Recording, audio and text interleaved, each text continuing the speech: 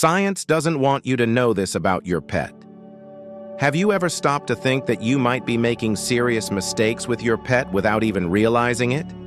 Mistakes that could be shortening their life, causing silent illnesses, and even completely altering your best friend's behavior?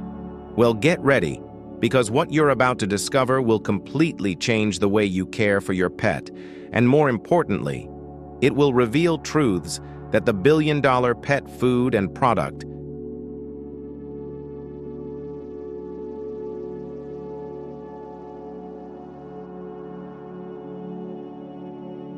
industry would rather you never discover. I know it sounds like a conspiracy theory. I thought the same thing when I started researching this topic in depth. But the facts I'm going to present here are based on real scientific studies, on research that was literally buried by large corporations, and on testimonials from veterinarians who had the courage to expose the truth even at the risk of their careers.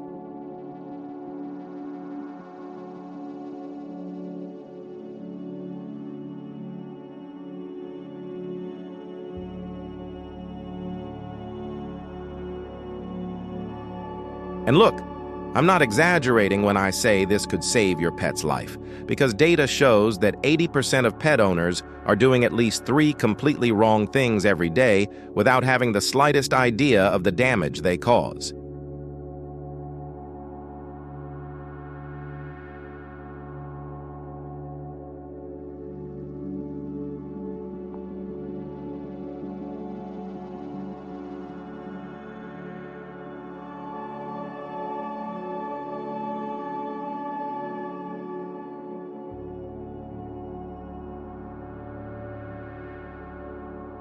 So if you love your dog, cat, or any other pet, you need to stick with me until the end of this article, because I'll reveal not only the mistakes you're probably making right now, but also practical, scientifically proven solutions that will add years of healthy life to your companion.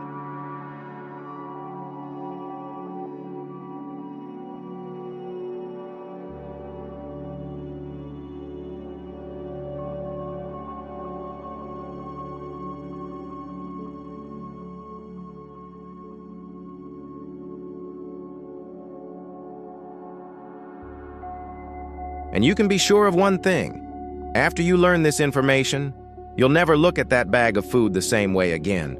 You'll never give your pet that treat thinking you're doing them a favor. And most importantly, you'll never blindly trust everything the industry and even some misinformed veterinarians try to push on you.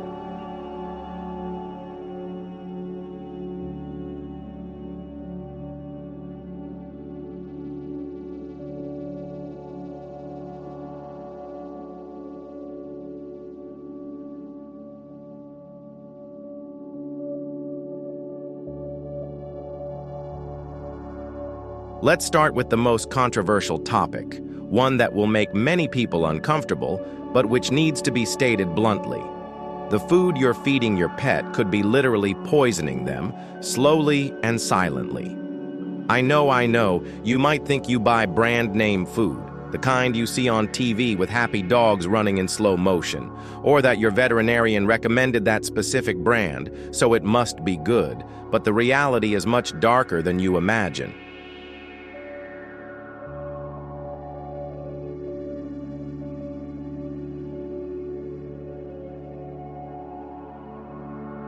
Independent studies conducted in laboratories unrelated to the pet food industry have found that more than 60% of commercial foods, including so-called premium and super premium, contain alarming levels of substances that should never be in the diet of any living being.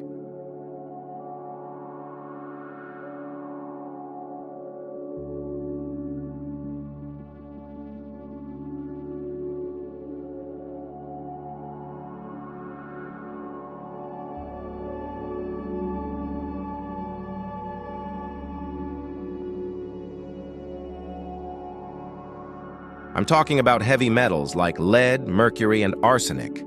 mycotoxins produced by fungi that grow on improperly stored grains, and animal byproducts, which include literally anything left over from meat processing for human consumption, including feathers, beaks, paws, and surprisingly, even animals that died from disease before reaching slaughter.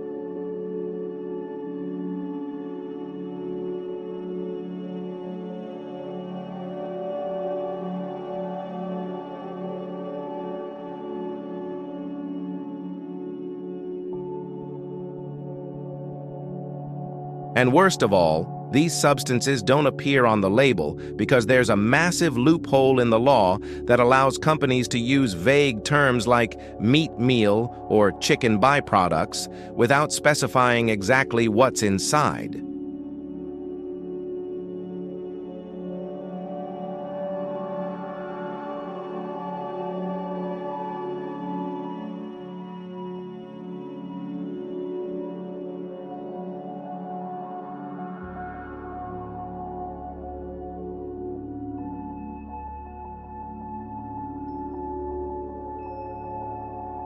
An independent researcher who analyzed more than 50 different pet food brands found residues of pentobarbital, the drug used to euthanize animals, in nearly 20% of the samples, meaning that euthanized animals were literally being recycled and turned into pet food.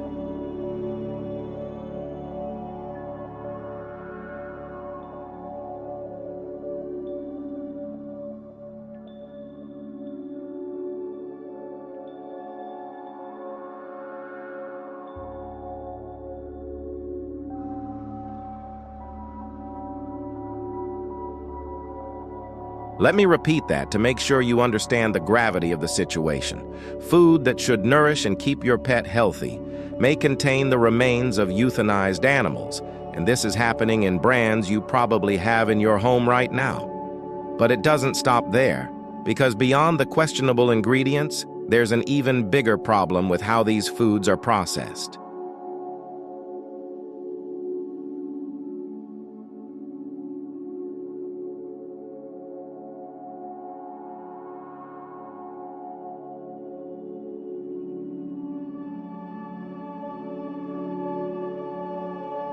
The extrusion process, which is used to make those crunchy pellets of kibble, involves extremely high temperatures reaching 180 degrees Celsius or more.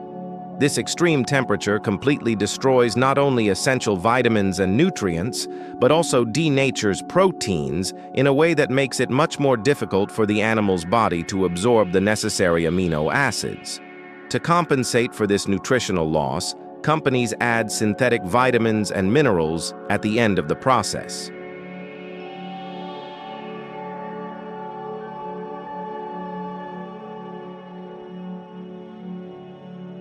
But here's the problem no one tells you. These synthetic nutrients aren't absorbed by the body as well as natural ones, and studies show that bioavailability can be up to 70% lower.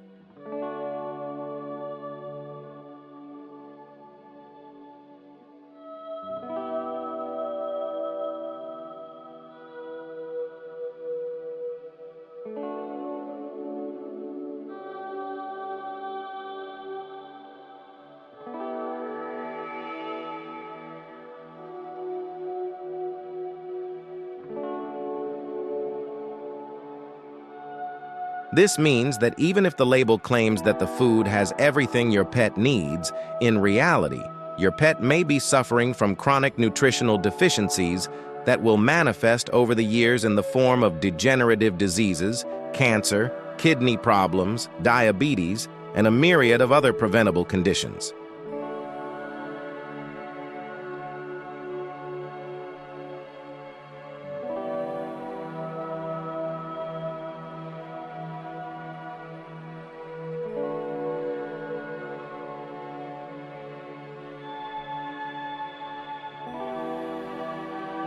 And do you know what the most revolting part of all this is? The same companies that manufacture these foods own or have equity stakes in veterinary clinics and animal hospitals, creating a perfect system where they profit twice. First by selling the food that causes the problem, and then by selling the treatment for the disease that the food itself caused.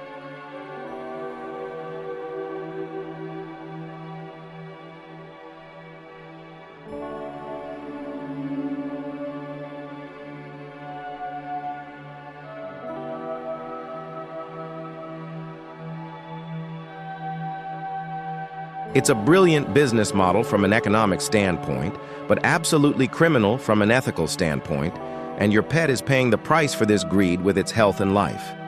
Now, you might be wondering what to do with this information.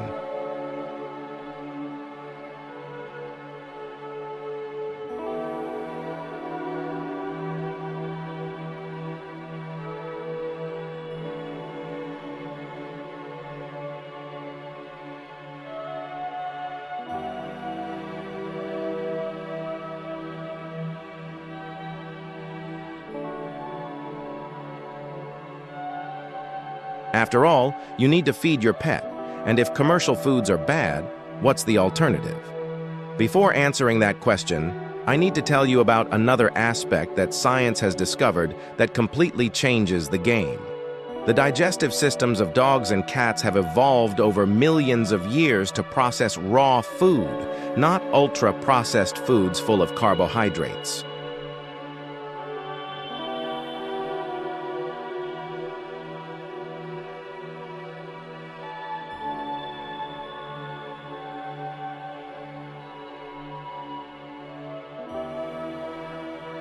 The pH of a dog's stomach is much more acidic than a human's, hovering between 1 and 2 on the scale. And this specifically serves to break down raw proteins and eliminate potentially harmful bacteria that could be present in meat.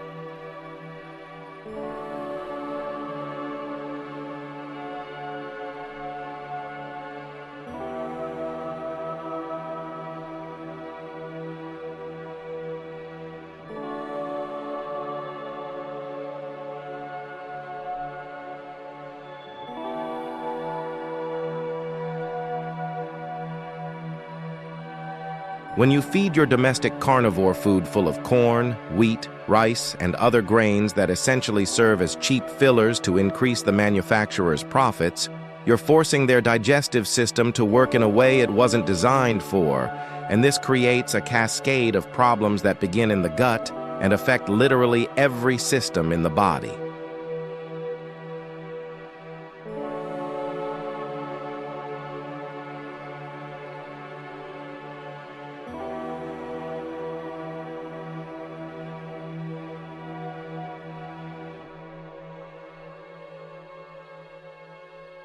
Veterinary nutritionists who decided to go against the grain and deeply study natural feeding report impressive transformations in animals that transitioned from commercial kibble to a properly prepared raw or cooked diet. Skin problems that lasted years disappear in weeks. Animals with chronic allergies stop obsessively scratching and licking their paws. Energy levels increase dramatically. Coats become shinier and denser. Breath smells dramatically better, and even behavioral problems like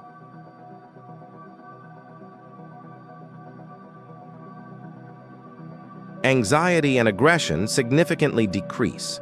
And this isn't guesswork or anecdotal evidence. There are studies published in reputable scientific journals showing that dogs fed a species-appropriate raw diet have a much more diverse and healthy gut microbiome, significantly lower inflammatory markers, and superior immune function compared to those fed commercial kibble.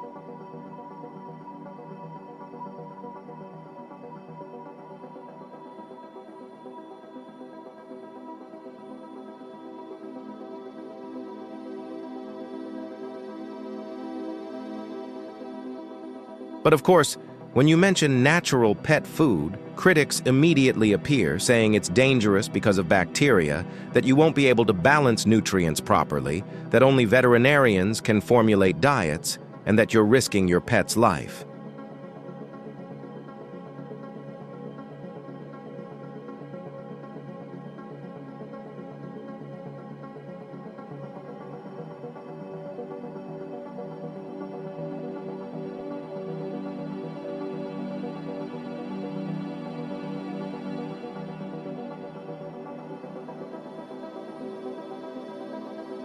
The truth is, there's a lot of fear being purposefully spread to keep people dependent on the pet food industry, because if everyone started making food for their pets at home, it would be the end of a market that generates tens of billions of dollars a year in Brazil alone. Let's get to the facts. Microbiological studies have shown that there is no significant difference in the amount of potentially pathogenic bacteria between commercial pet food and raw pet food.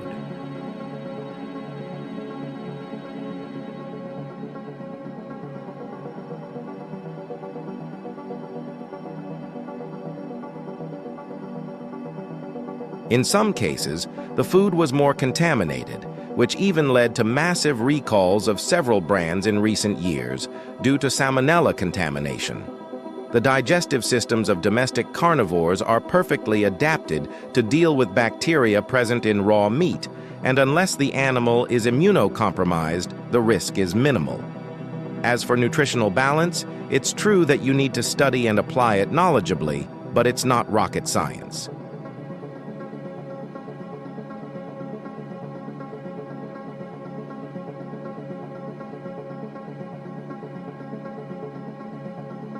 There are online calculators, study groups, books written by honest veterinary nutritionists, and even professionals who offer online consulting services to help you formulate your pet's meals.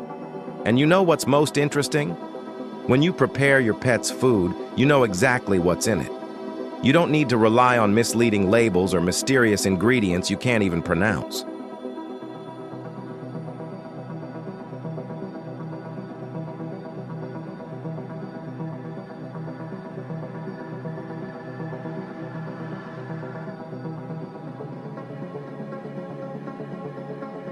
You have complete control over the quality of the ingredients and can tailor the diet to your pet's specific needs. Let me tell you a true story that perfectly illustrates the power of this dietary change. A dog owner had a golden retriever who, at 5 years old, developed a severe allergy that caused her to scratch her entire body until she bled, lose hair in large areas, and constantly develop secondary skin infections.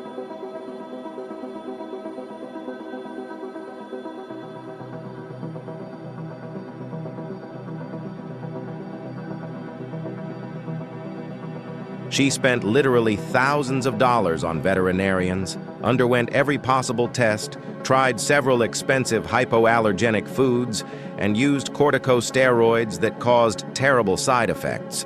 But the dog continued to suffer without significant improvement.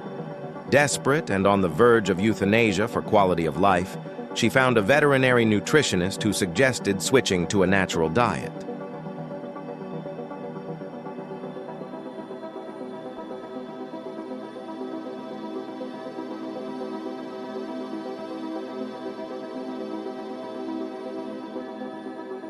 Within 2 weeks, the itching had reduced by half.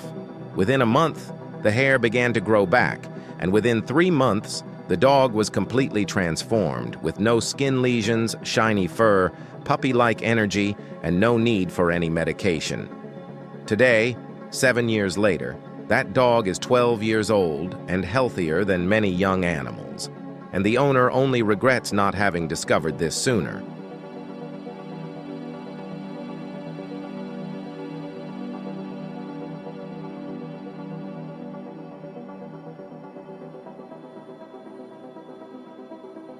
And this isn't an isolated story. There are thousands of similar accounts of people who have made this transition and witnessed true miracles in their animals' health. So why isn't this widely publicized? Why do most veterinarians continue to push commercial pet food as if it were the only viable option? The answer is simple and disturbing: money and misinformation in a vicious cycle that harms the ones you love most.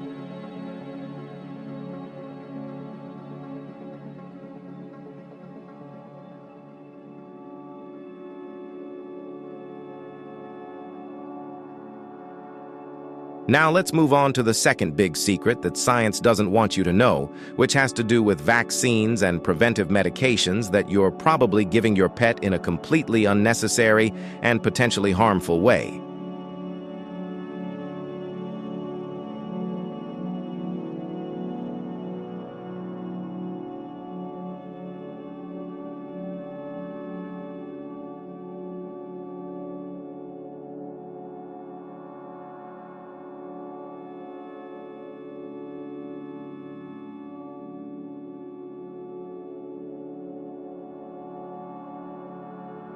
Calm down. Before you think I'm anti-vaccination and telling you not to vaccinate your pet, let me make it clear. Vaccines are important and save lives. But there's a huge difference between following a rational science-based vaccination protocol and simply repeating vaccinations every year, because that's what's always been done, or because the vet sends that automatic reminder telling you it's time for another vaccination.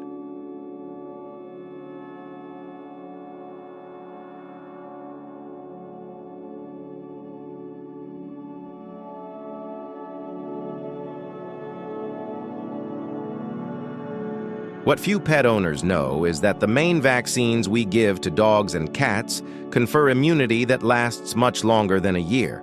In fact, studies on the duration of immunity show that vaccines for diseases like distemper, parvovirus, and rhinotracheitis in cats can confer protection for 7 years, or even the animal's entire life after the initial protocol is completed.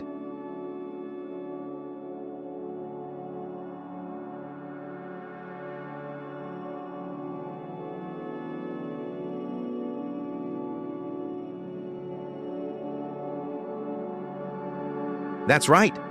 That V10 or V8 multiple vaccine you're giving your adult dog every year is probably completely unnecessary and may even be causing more harm than good.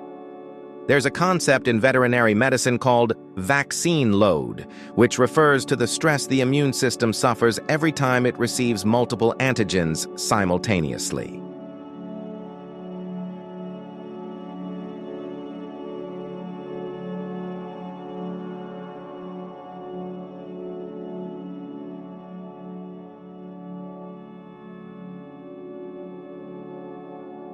When you keep giving unnecessary vaccines year after year, you're keeping your pet's immune system in a state of chronic activation, which can lead to autoimmune diseases, allergies, and even cancer, especially those sarcomas that appear precisely at the vaccine injection sites.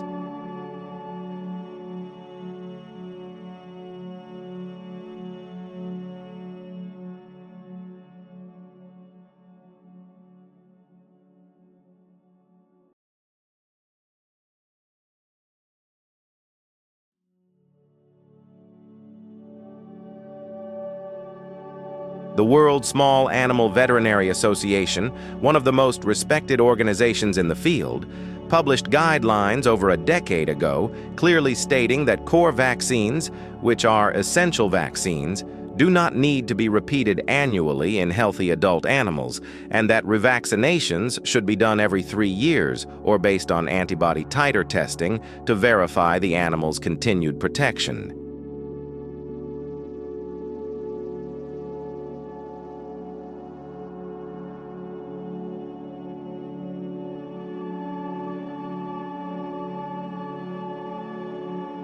But guess what happened? The vast majority of veterinary clinics simply ignored these guidelines and continued with the annual protocol because it's extremely profitable. After all, each vaccination represents a paid appointment, and often during this appointment, the veterinarian takes the opportunity to push other products and services that may or may not be necessary.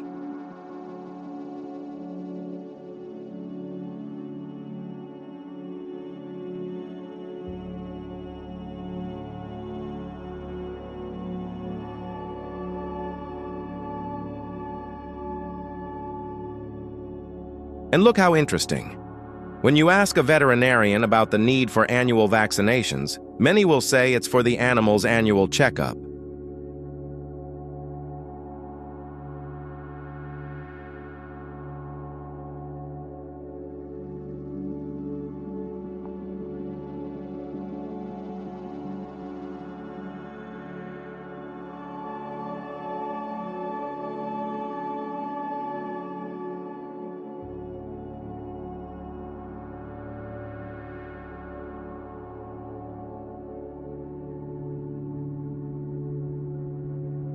But let's face it, do you need a vaccine excuse to take your pet to the vet once a year? Couldn't you simply schedule a routine appointment without putting more unnecessary antigens into your pet's body? Of course it could. But the clinic's business model is structured around this repetition of vaccinations because it generates predictable and recurring revenue.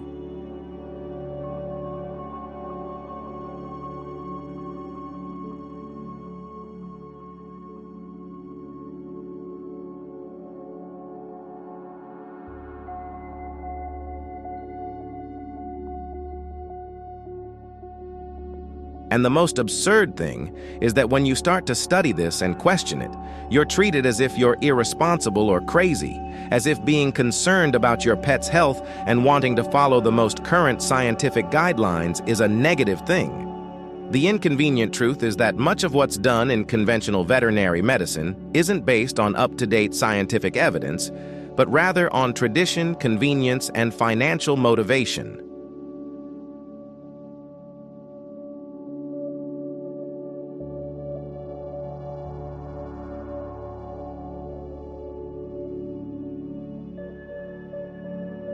And since we're talking about things you give your pet thinking you're protecting them, we need to have a serious conversation about monthly chemical flea and tick treatments.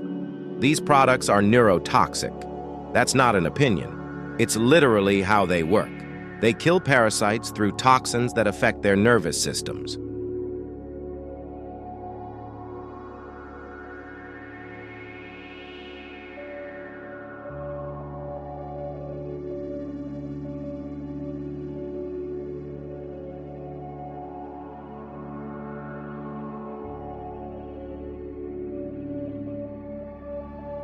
And do you really think a substance toxic enough to kill an insect has absolutely no effect on your pet's body? Well, be prepared because the product labels list a series of possible side effects, including vomiting, diarrhea, tremors, seizures, behavioral changes, and in rare cases, even death. However, this is stated in tiny letters and in a way that minimizes the seriousness of the risks.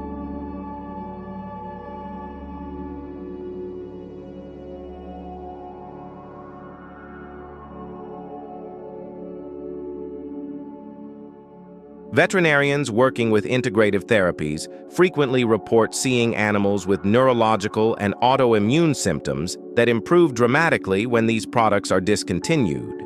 But this information doesn't reach you because, once again, we're talking about billion-dollar products that are aggressively pushed by the veterinary pharmaceutical industry through heavy marketing and commissions to veterinarians who recommend and sell them.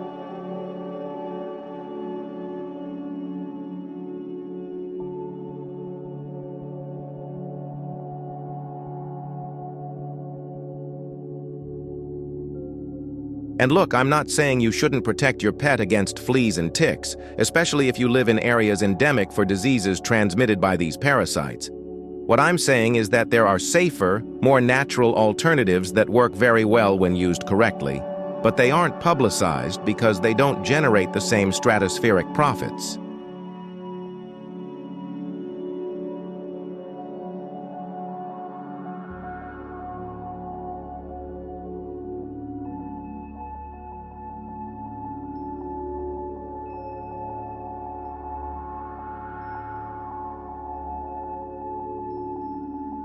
Natural repellents based on pet-friendly essential oils, amber collars, a diet that strengthens the immune system, making the animal less attractive to parasites, rigorous environmental control, and regular physical inspections are measures that, combined, can be extremely effective and don't involve exposing your pet to neurotoxins on a monthly basis.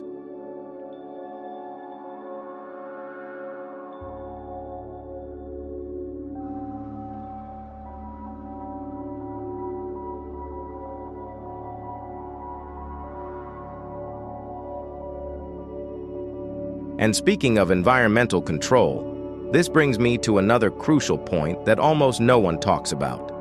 Your pet's environment may be full of invisible toxins that are silently and cumulatively compromising their health.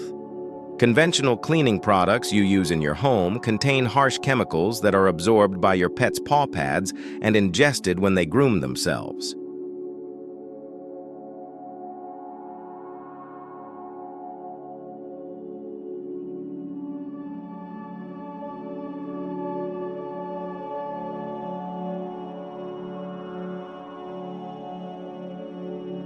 They are also constantly inhaled, as pets are much closer to the ground, where the concentration of these chemical vapors is higher.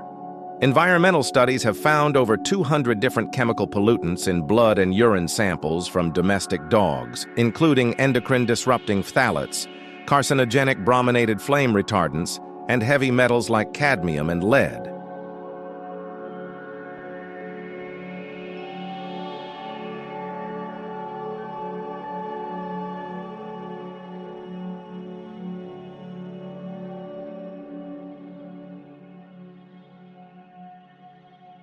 The water you offer your pet, if it comes straight from the tap without adequate filtration, may contain chlorine, fluoride, medication residues, microplastics, and a myriad of other contaminants that municipal treatment doesn't completely remove. The plastic bowl you use for food and water releases plastic microparticles and may contain substances like BPA that migrate into the food, especially if washed with hot water or exposed to sunlight.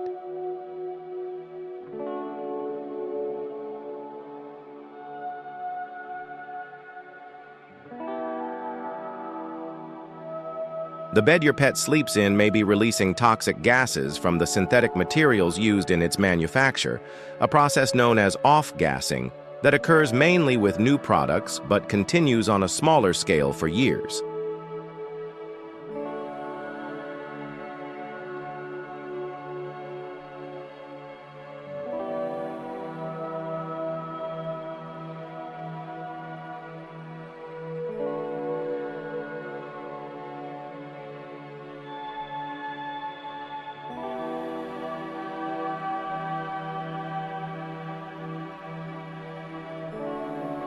And it doesn't stop there. Pesticides used in gardens and parks, third-hand cigarette smoke that lingers on surfaces, synthetic air fresheners you use thinking they're making your home smell nice, but are actually releasing harmful, volatile organic compounds. All of this contributes to a toxic load that your pet's body must constantly process and eliminate, overloading organs like the liver and kidneys, and eventually leading to chronic diseases that could be prevented with simple changes to the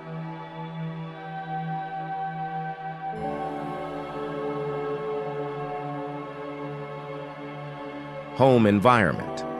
The issue of water deserves special attention because it's so basic that most people don't even stop to think about it. Dogs and cats need clean, pure water to maintain all their bodily functions properly. But the reality is that the tap water in most Brazilian cities is far from ideal for consumption, whether by humans or animals.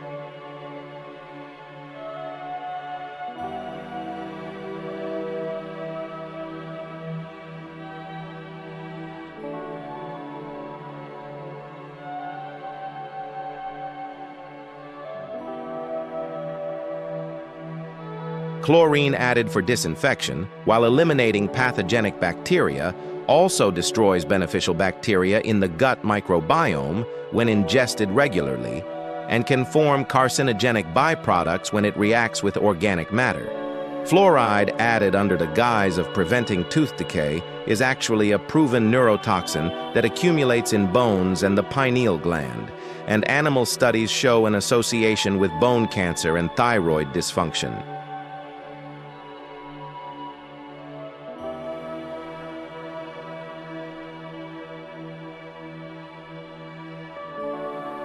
Residues of human medications such as antibiotics, hormones, and antidepressants are present in measurable concentrations in treated water because treatment plants were not designed to remove these compounds, and we have no idea of the long-term effects of chronic exposure to this pharmaceutical cocktail. Heavy metals like lead and mercury may be present depending on the age and condition of your home's water pipes.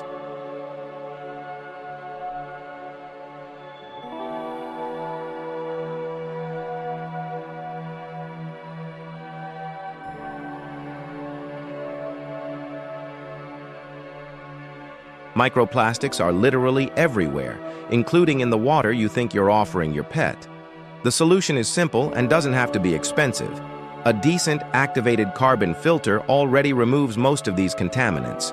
And if you can invest in a reverse osmosis system, even better, your pet will thank you with years of healthy life.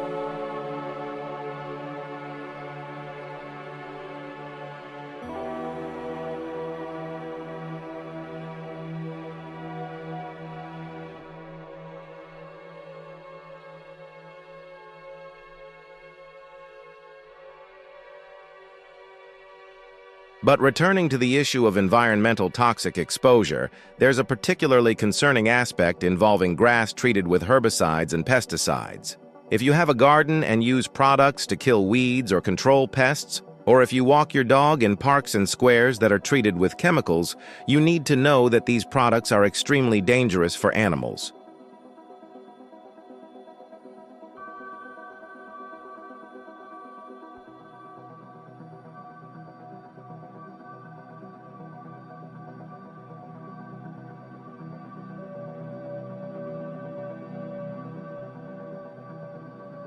Glyphosate, the most widely used herbicide worldwide and a main component of Roundup, has been classified as a probable carcinogen by the International Agency for Research on Cancer, and studies show a clear association with non-Hodgkin's lymphoma in exposed humans and animals. Dogs that walk and roll on treated grass absorb these chemicals through their skin and then ingest them when they lick themselves, resulting in much greater exposure than humans who simply walk on it with shoes on.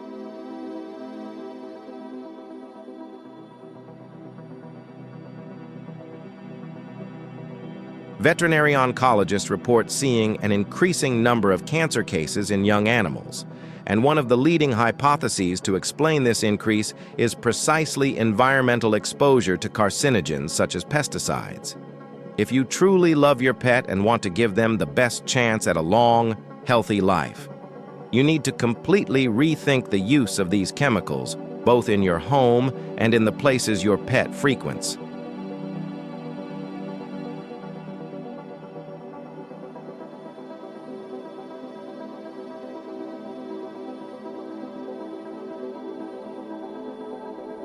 There are natural and mechanical alternatives for pest and weed control that are just as effective and infinitely safer, and making this transition could literally save your four-legged companion's life.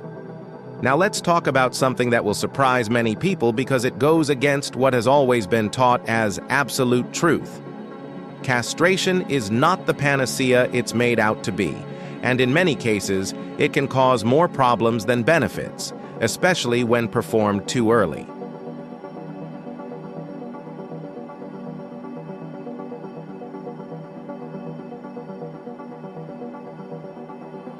Before you attack me saying I'm against castration and in favor of uncontrolled breeding, let me make it clear.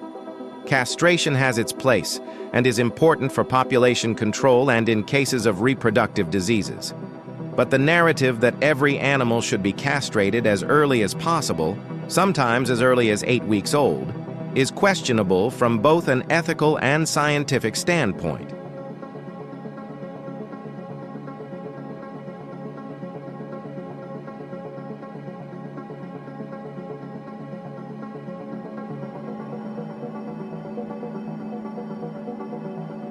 Sex hormones don't exist solely for reproduction. They play crucial roles in the animal's bone, muscle, cognitive, and behavioral development. When you remove the gonads before the animal completes its development, you're interfering with fundamental physiological processes that can have long-term consequences.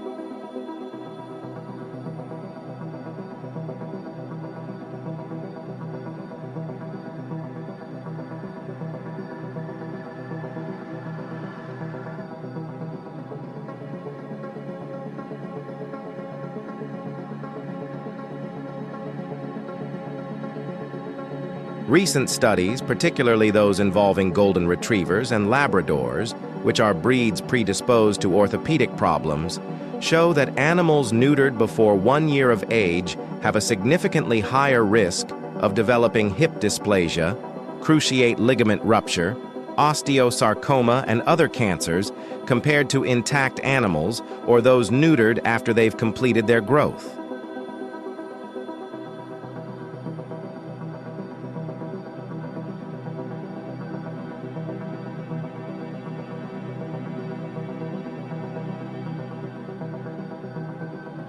This is because sex hormones play a crucial role in closing bone growth plates at the right time. And when these hormones are removed prematurely, the animal continues growing longer than it should, resulting in abnormal bone angulations, misaligned joints, and a predisposition to orthopedic injuries that can cause lifelong pain and suffering. Beyond orthopedic issues, there are other effects of spaying that need to be considered.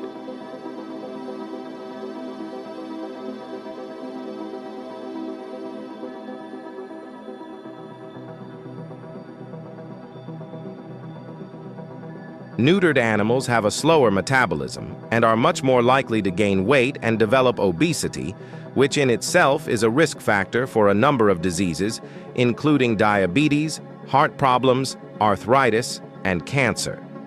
The incidence of hypothyroidism is significantly higher in neutered animals compared to intact ones, and urinary problems such as incontinence in females and recurrent infections are also more common.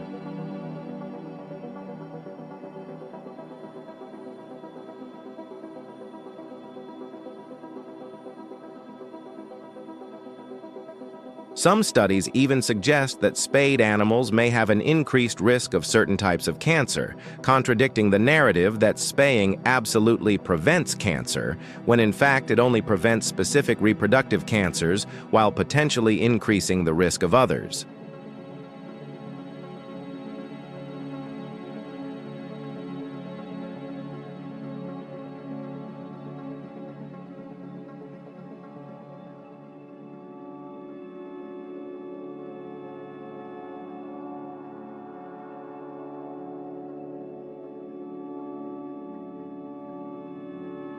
And behaviorally speaking, while spaying can reduce some unwanted hormone-related behaviors, such as territorial marking and aggression between males, it is definitely not a magic solution for behavioral problems.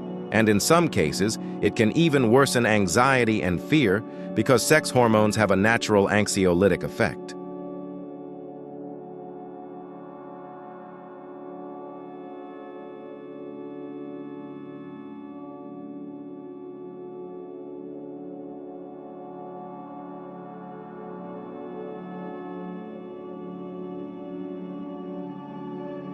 Progressive veterinarians and behaviorists who have studied this topic in depth advocate more individualized approaches that consider breed, size, genetic predispositions, and lifestyle when deciding whether, when, and how to neuter, rather than simply applying a one-size-fits-all protocol.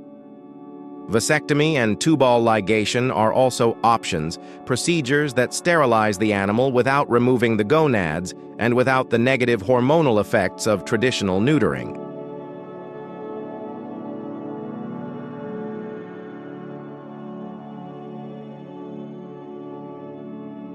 However, these are rarely offered by veterinarians because they are not as profitable and require a more elaborate surgical technique. And since we're breaking down paradigms, let's talk about exercise, because the way you're exercising your dog could be literally destroying their joints without you even realizing it.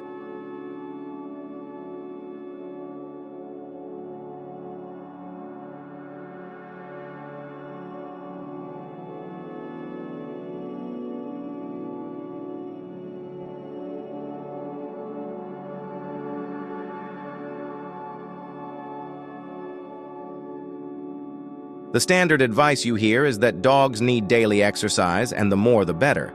And this has led to a culture where owners take their pets running alongside their bikes, hiking for hours, or playing fetch for extended periods, without understanding that, depending on the breed, age, and physical structure of the animal, this type of repetitive high-impact exercise causes microtraumas in the joints that will accumulate and eventually manifest as arthritis, dysplasia, ligament injuries,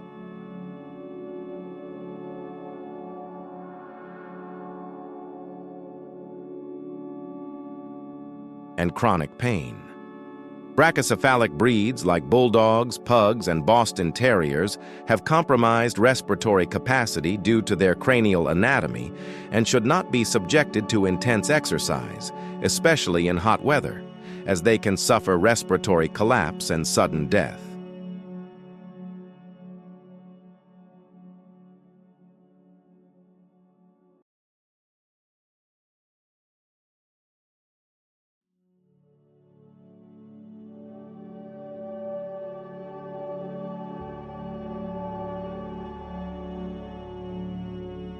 Large and giant breeds like Labradors, Golden Retrievers, German Shepherds, and Rottweilers grow very quickly and are genetically predisposed to orthopedic problems, so impact exercise during the growth phase needs to be carefully controlled to avoid overstressing still developing joints.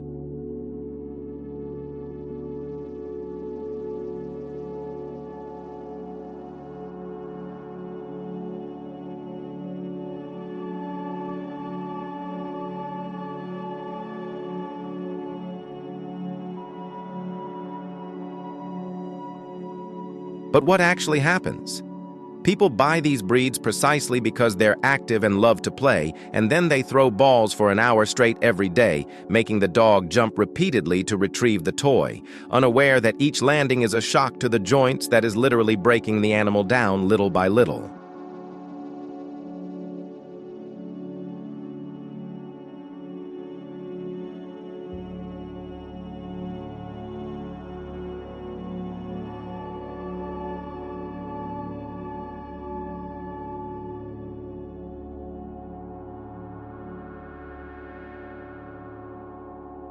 Orthopedic veterinarians and veterinary physiotherapists are tired of seeing young animals as young as 3 or 4 years old arriving with advanced arthritis and serious injuries that could have been avoided if their owners had known how to exercise them properly.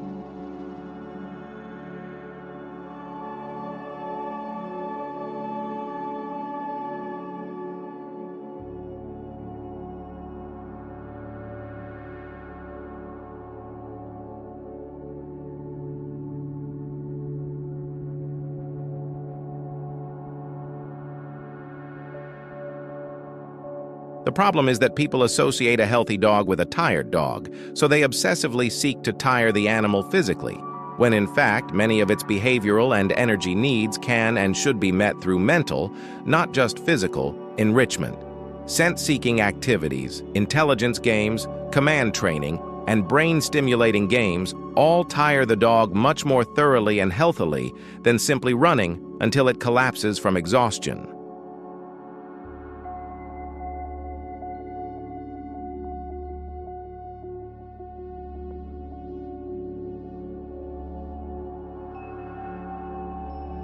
And there's another important detail. The type of surface your dog exercises on makes a huge difference. Running and playing on soft grass causes much less stress on the joints than doing the same activity on concrete or asphalt. But most people don't think about this. Ambient temperature is also crucial. Dogs don't regulate body temperature as efficiently as humans because they don't sweat.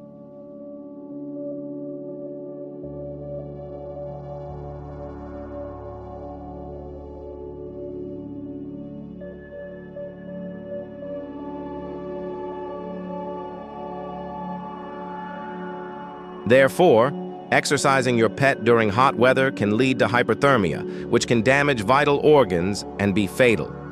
I know you love your dog and want the best for him, and precisely for this reason, you need to understand that quality exercise is infinitely more important than quantity, and that respecting the physical and anatomical limitations of the breed and individual is essential to ensure joint longevity and quality of life.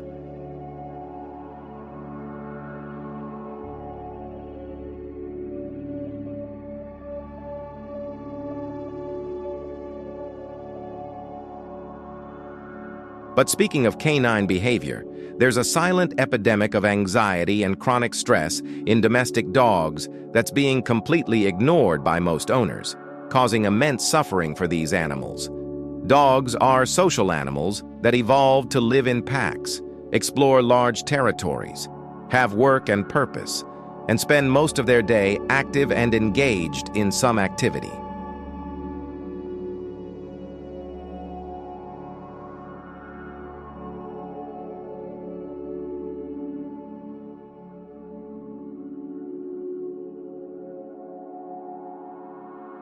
What have we done to them?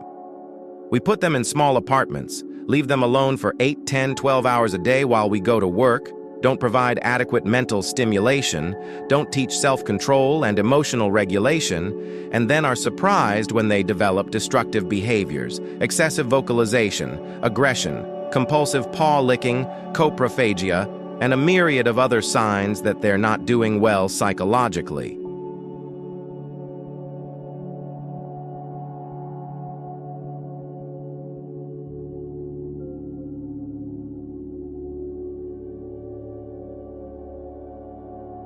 The truth no one wants to hear is that the life we offer most domestic dogs falls far short of meeting the species' basic needs, and this is creating a generation of mentally ill animals who are medicated with anxiolytics and antidepressants to help them tolerate the miserable existence we call a loving home.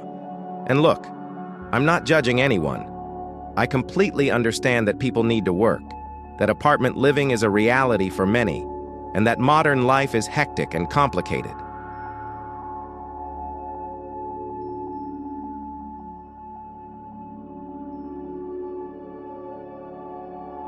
What I'm saying is that if you choose to have a dog, you have a responsibility to at least try to meet its basic needs, and this goes far beyond providing food, water, and affection.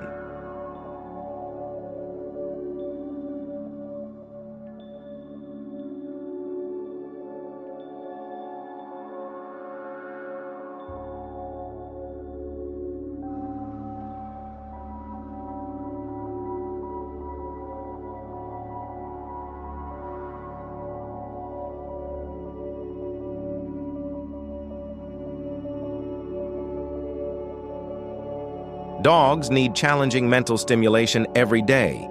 They need quality social interaction and not just coexistence in the same space. They need opportunities to express natural behaviors such as sniffing, digging, chasing, and chewing. They need to learn skills and have a sense of purpose and achievement. And above all, they need predictability and emotional security that comes from consistent routines and emotionally regulated owners who can provide calm, reliable leadership.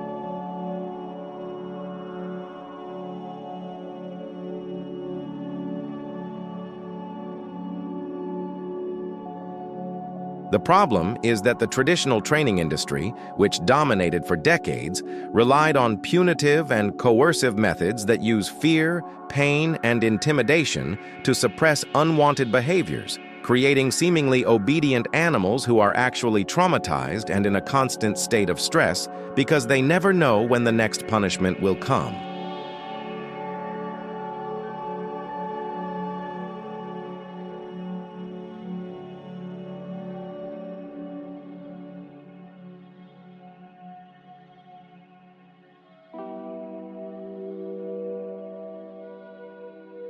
Choke collars, shock collars, prong collars, muzzle slaps, and yelling, all of these techniques, which are still widely used and even advocated by some professionals, are not only cruel and unnecessary, but also scientifically proven to be detrimental to the animal's mental well-being and its bond with its owner.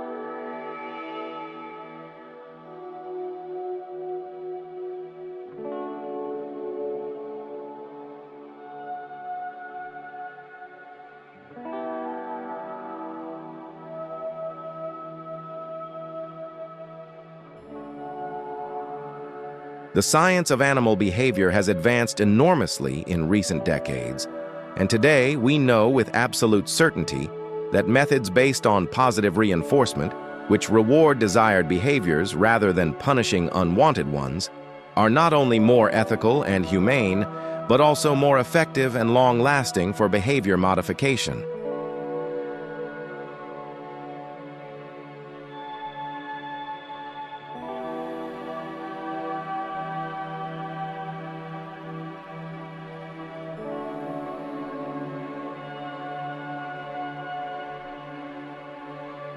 But this information is slow to reach the general public because there are many established professionals who have built entire careers on punitive methods and who refuse to update their practices, and because there is still an outdated mentality of dominance and hierarchy that paints the dog as a being constantly trying to take control of the human pack, when in fact, the dominance theory in domestic dogs has already been completely discredited by the very researcher who originally proposed.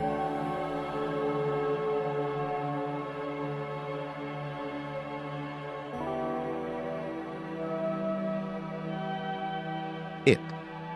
What your dog really needs is not an alpha leader who puts him in his place with force and intimidation, but rather an owner who offers structure, predictability, clear and consistent boundaries taught with patience and positive reinforcement, and who understands canine body language well enough to identify when the animal is uncomfortable or stressed and act preemptively before problematic behaviors occur.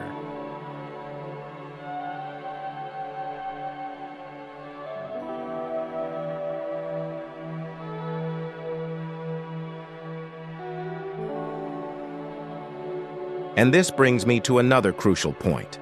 Most people know absolutely nothing about canine communication and completely misinterpret the signals their animals are constantly sending.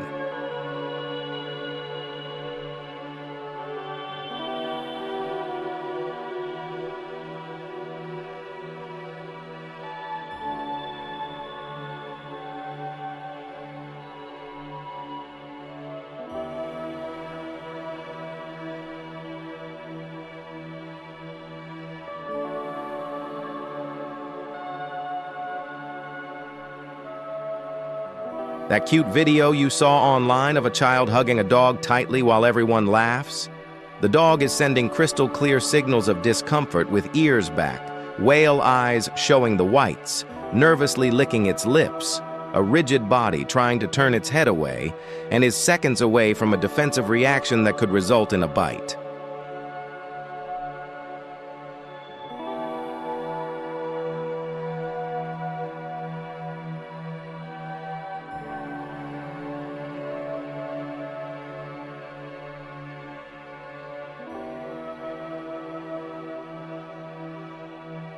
But no one sees the signs because no one has learned to read canine body language, and then when the dog eventually reacts after being repeatedly ignored, it is labeled as aggressive and sometimes even euthanized for behavior that was actually a completely normal and predictable response to a stressful situation that humans failed to recognize and stop.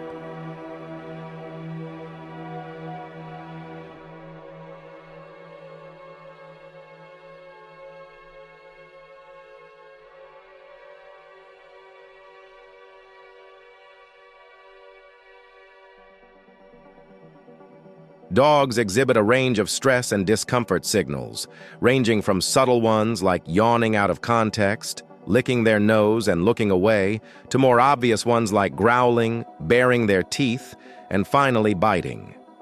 Growling, in particular, should never be punished because it's literally the dog warning you that they're uncomfortable and giving you the opportunity to change the situation before they need to use their teeth.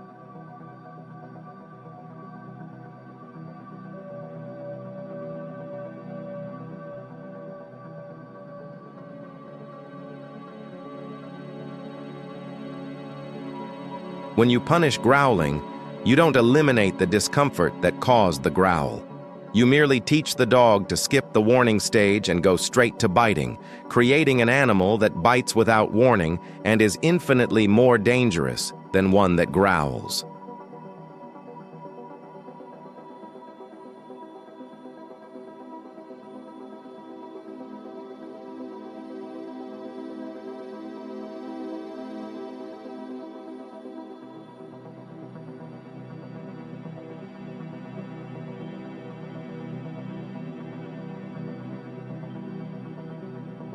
Every responsible owner should study canine communication and learn to identify signs of stress so they can advocate for their pet and protect them from situations they're clearly uncomfortable in, even if that means being rude to that stranger who tries to pet your dog on the street without asking permission or prohibiting children from picking up your pet like a stuffed toy.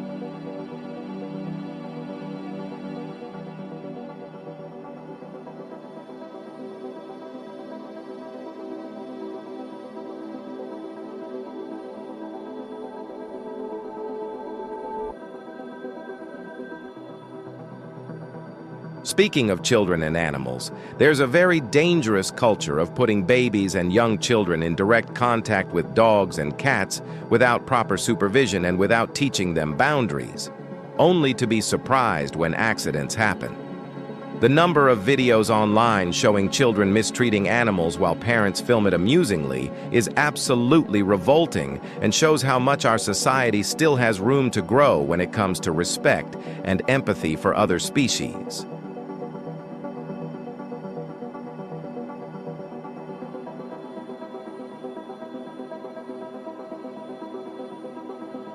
Babies and young children lack sufficient cognitive and motor development to understand that they are causing pain when they pull tails, ears, or fur, when they stick fingers in an animal's eyes, nose, or mouth, when they hug tightly, when they sit on or step on the animal, and the animal, no matter how patient, has a tolerance limit that will eventually be exceeded.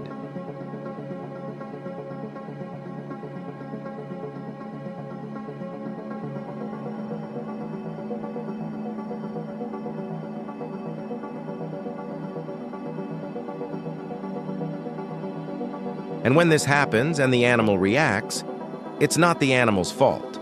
It's the fault of the responsible adults who failed miserably to protect both the child and the pet from a situation that should never have been allowed. Animals aren't babysitters. They aren't toys. They aren't objects for children to learn responsibility. They are sentient beings with their own needs, preferences, boundaries, and right to not be disturbed.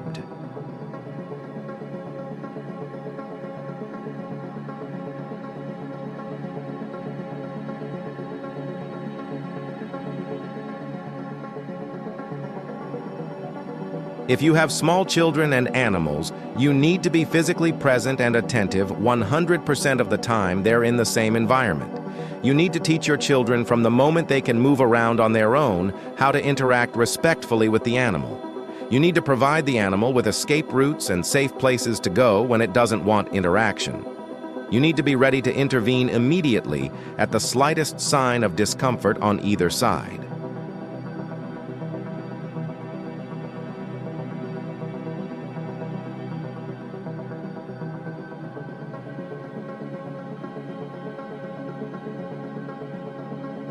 Is this laborious? Yes. Is it tiring? Absolutely. But it's your responsibility as an adult who chose to have both children and animals in the same home, and failing to do so properly is negligence that can end in tragedy. But returning to physical health issues, let's talk about something that's becoming an epidemic in domestic animals and is directly related to all the factors I've already mentioned: obesity.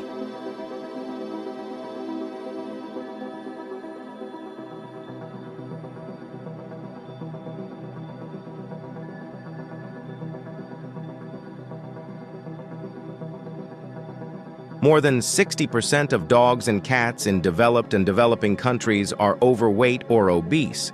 And this isn't just an aesthetic issue. It's a health time bomb that's exploding in the form of diabetes, heart disease, joint problems, cancer, respiratory difficulties, pancreatitis, liver disease, and premature death.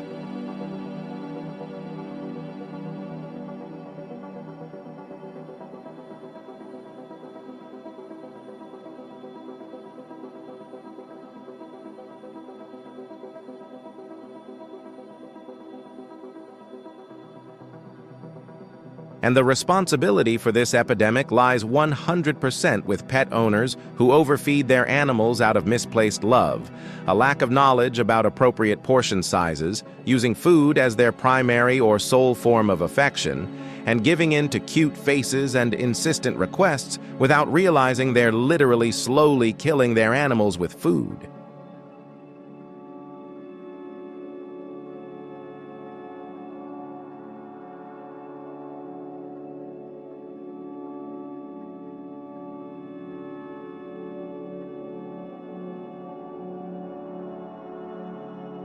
The pet food industry obviously shares its share of the blame, as the recommended serving sizes on pet food packages are consistently far above what most animals actually need.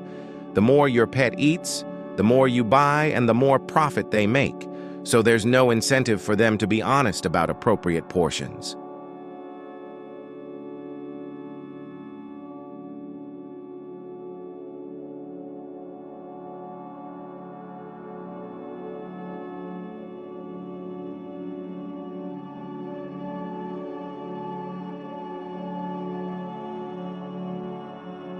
Veterinarians also frequently fail to address obesity directly and emphatically because it's a difficult conversation that can leave clients defensive and offended, so they often choose to say nothing or minimize the problem to avoid losing the client.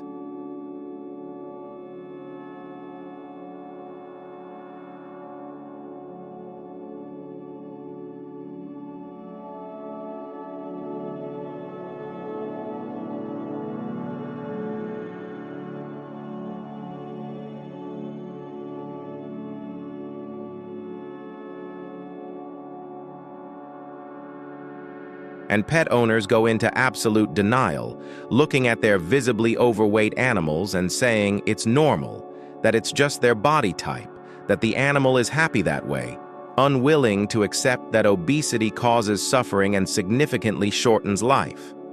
The solution to canine and feline obesity isn't complicated in theory. Consume fewer calories than you expend, create a calorie deficit, and gradually lose weight until you reach your ideal weight.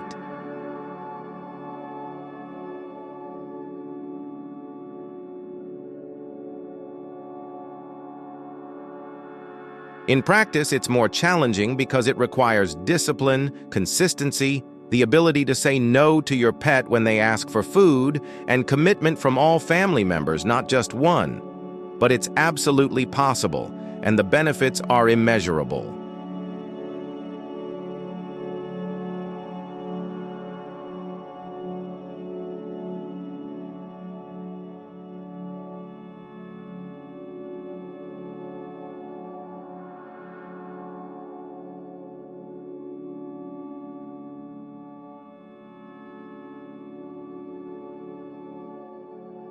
Animals that lose weight and reach their ideal weight experience a dramatic reduction in joint pain, increased energy and stamina, improved respiratory and cardiac function, normalization of metabolic parameters such as blood glucose and cholesterol, and added years of quality life.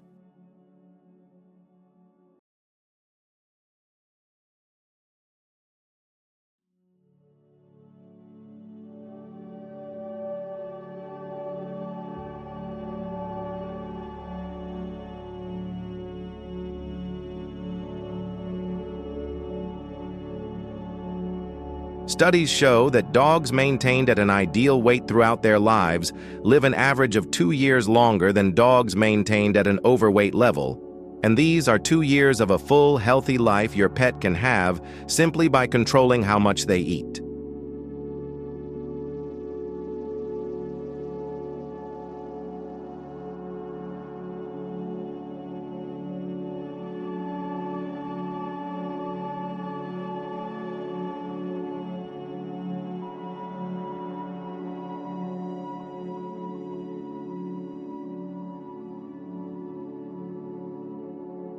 But this requires that you stop using food as your primary form of interaction and affection with your pet, that you establish appropriate portions and stick to them regardless of cute faces, that you limit treats to no more than 10% of total daily calories, that you choose quality treats, or even use portions of your regular meal as rewards during training, that you provide adequate exercise not as a way to burn calories, but as a way to maintain muscle mass during weight loss, and that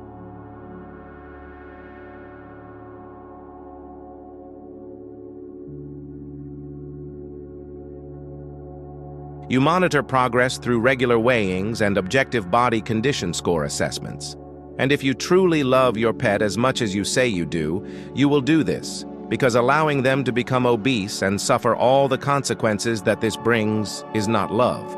It's neglect disguised as affection.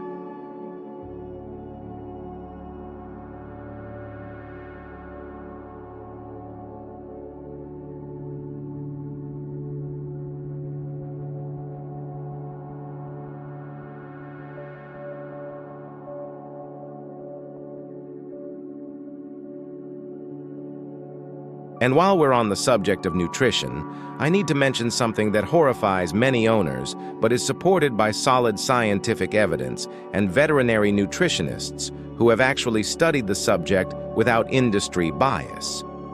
Intermittent fasting can be extremely beneficial for healthy adult dogs. wolves, and wild canids, which are the ancestors of our domestic dogs, don't eat 3 balanced meals a day at regular times.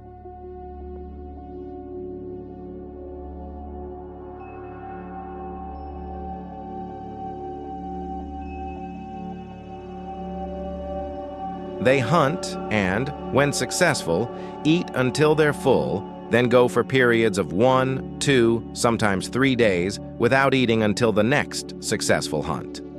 Their bodies evolved to function extremely well in this intermittent feeding pattern, and genes don't change as quickly, so our domestic dogs still have basically the same physiology.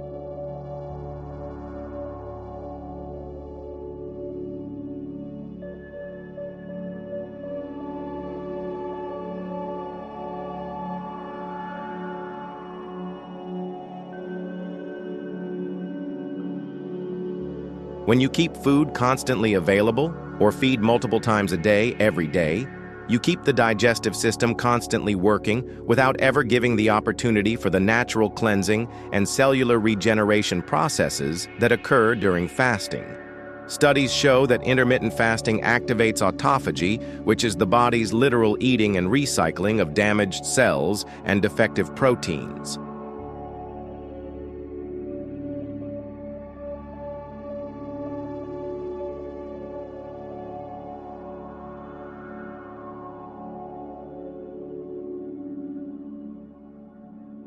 It reduces systemic inflammation, improves insulin sensitivity, promotes growth hormone production, which helps maintain muscle mass and bone health, and may have protective effects against cancer and neurodegenerative diseases. Veterinarians who have incorporated intermittent fasting into their own dog management and recommend it to clients report animals with more energy, improved body weight, fewer digestive issues, and apparent delayed aging.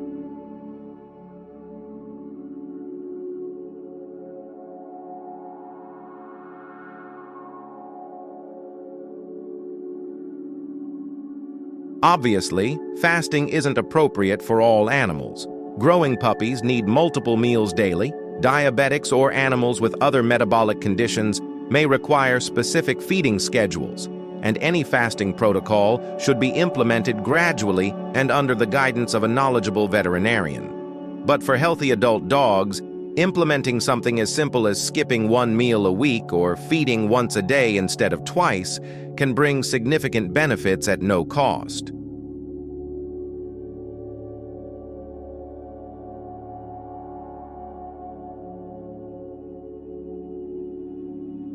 Of course, when you mention this, horrified people immediately appear, saying it's cruel, that the poor thing will starve, that you're a monster for not feeding your pet.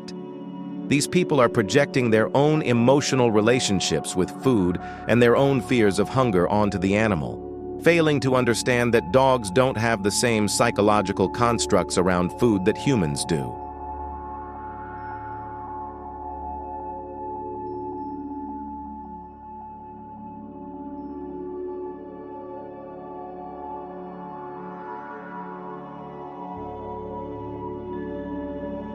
A dog that skips a meal isn't traumatized, resentful, or develops an eating disorder. They simply wait for the next meal and move on with their lives, while their body engages in incredibly beneficial cellular maintenance and repair processes.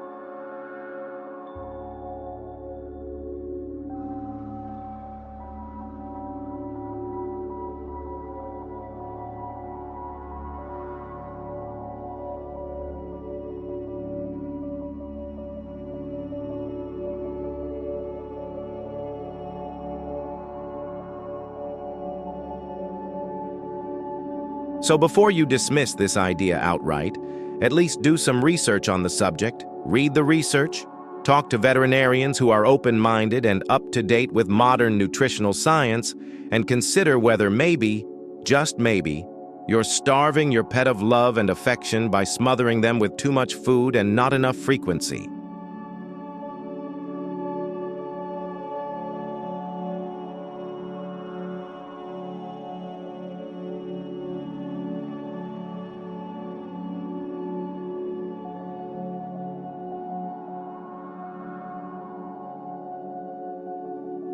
Now let's talk about something that will seem completely crazy to many people, but has strong scientific basis and impressive clinical results. Exposure to direct, unfiltered sunlight is absolutely essential for your pet's health, and keeping them indoors without access to natural sunlight is causing a series of health problems you might not even imagine.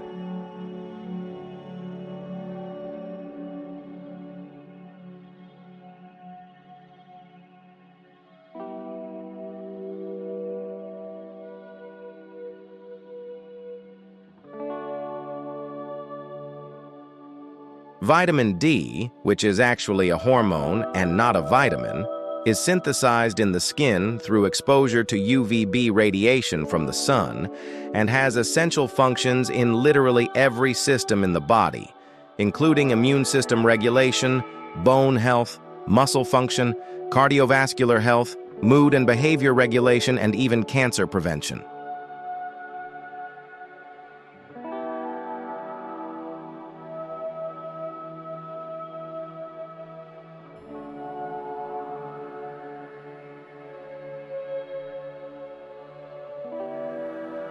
The amount of vitamin D present in commercial pet food, even those claiming to be complete and balanced, is often insufficient to maintain optimal levels. And furthermore, the synthetic vitamin D added to pet food has questionable bioavailability.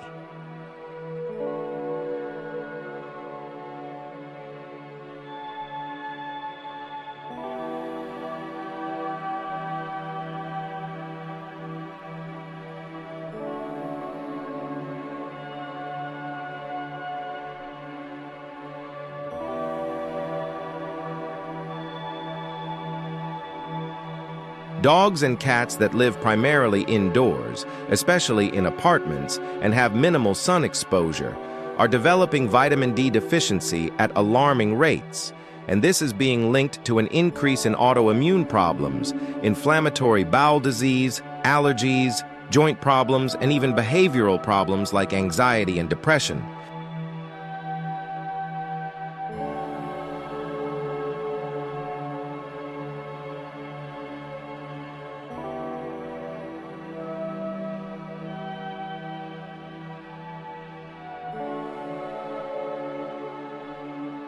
Integrative veterinarians who began testing their patients' vitamin D levels were shocked to discover that the vast majority had suboptimal levels, and when they began appropriate supplementation or increased sun exposure, they saw significant improvements in conditions that were previously considered chronic and incurable.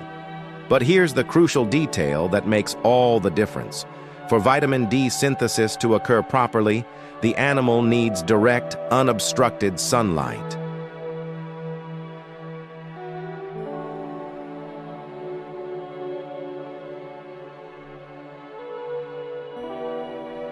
This means that window glass blocks most of the necessary UVB radiation. So, a dog lying in the sun shining through the window isn't producing vitamin D properly. Furthermore, very dense fur can hinder the penetration of UVB rays to the skin. So breeds with long, dense fur may require longer exposures or even strategic clipping in certain areas to optimize vitamin D production. The timing of exposure also matters because UVB radiation is most intense between 10 a.m. and 3 p.m.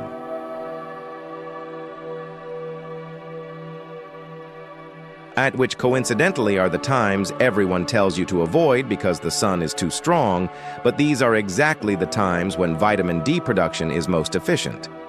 Obviously, you need to exercise common sense and avoid exposing your pet to the point of causing sunburn or hyperthermia, especially for light-skinned breeds with short or thin fur.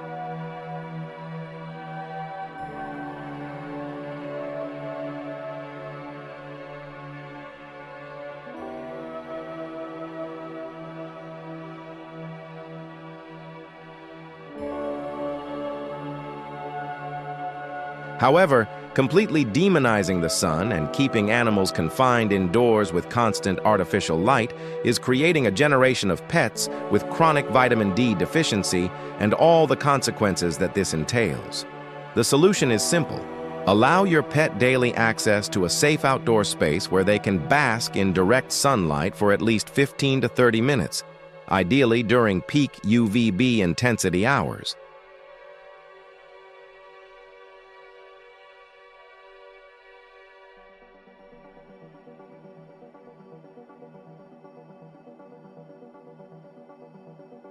Always monitor them to ensure they have access to shade and fresh water whenever they need it. Consider blood tests to measure vitamin D levels and supplement if necessary under veterinary guidance. And speaking of light, there's another aspect of ambient lighting that's completely messing with our pets' health that almost no one talks about. Exposure to artificial light at night is disrupting animals' natural circadian rhythms and causing serious metabolic and behavioral disorders.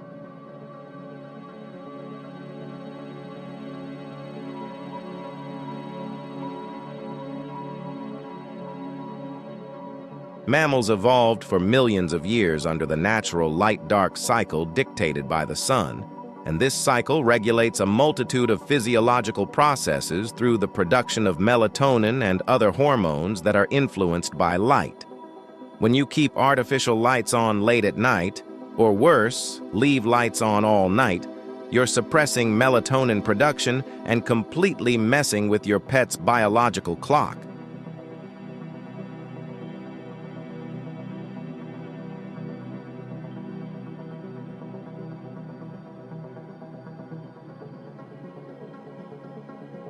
Melatonin isn't just the sleep hormone.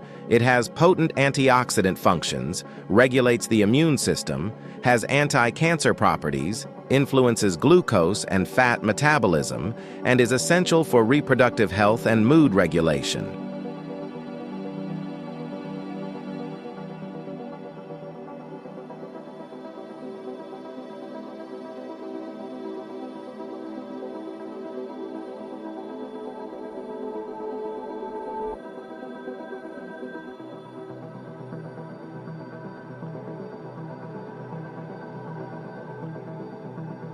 Human studies clearly show that exposure to artificial light at night is associated with increased obesity, diabetes, cardiovascular disease, cancer, depression, and anxiety. And there is no reason to believe this would be any different in animals that share the same basic physiology.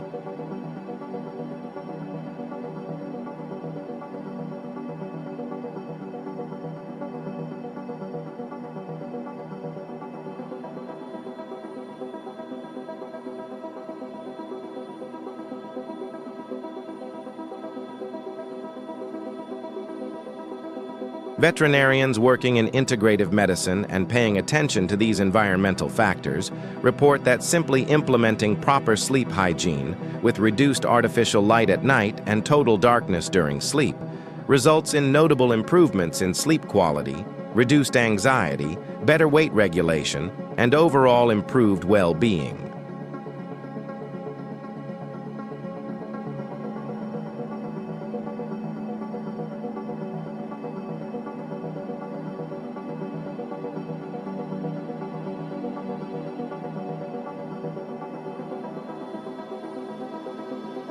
The solution doesn't have to be complicated. Reduce artificial lights in the house at night, use warm spectrum, low-intensity bulbs if you need light, completely avoid blue-tinted LED lights, which are the worst for melatonin suppression, create a dark environment for your pet to sleep in without lights on or outside light coming in through windows, and try to maintain consistent sleep and wake times that follow the sun's natural cycle as much as possible.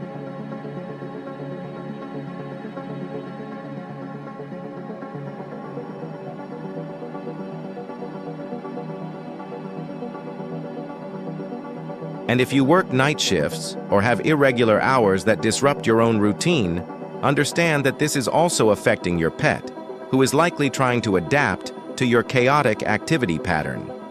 So do your best to at least keep their sleeping environment dark and quiet during the time they should be sleeping, even if you are awake.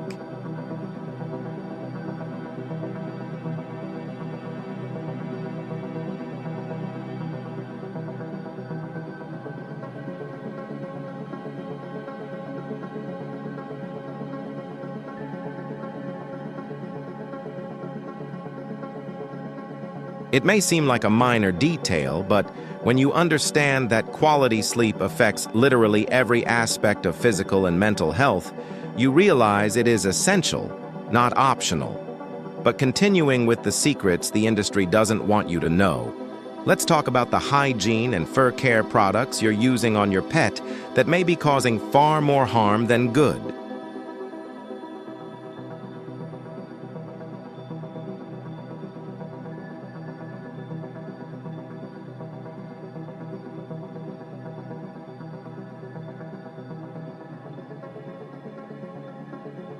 Commercial pet shampoos, even those marketed as natural, hypoallergenic, or specifically for sensitive skin, often contain problematic ingredients like sulfates, which are harsh detergents that strip not only dirt, but also the skin's natural protective oils. Parabens, which are endocrine disruptors. Synthetic fragrances composed of dozens of undisclosed chemicals that can cause allergies and irritation. Completely unnecessary artificial dyes that exist solely to please the human buyer. And a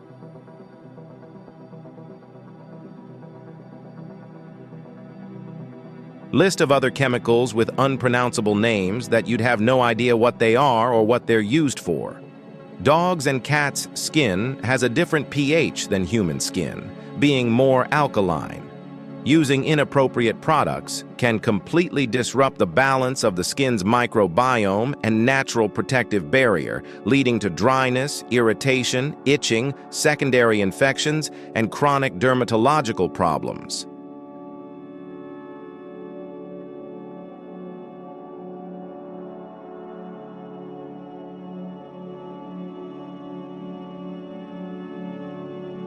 And the frequency with which people bathe their animals, often weekly or even more, is completely out of line with the species' actual needs. Dogs and cats have natural self-cleaning mechanisms and produce oils that protect their skin and coat.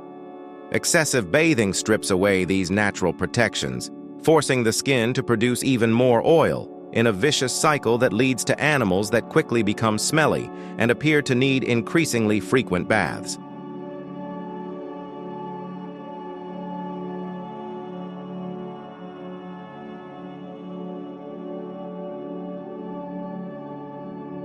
The reality is that most healthy dogs don't need bathing more than once every month or two, unless they become visibly dirty or roll in something smelly, and cats shouldn't even be bathed except in specific situations because they are perfectly capable of grooming themselves. If your pet needs frequent baths because they quickly develop a strong odor, it's a sign that something is wrong.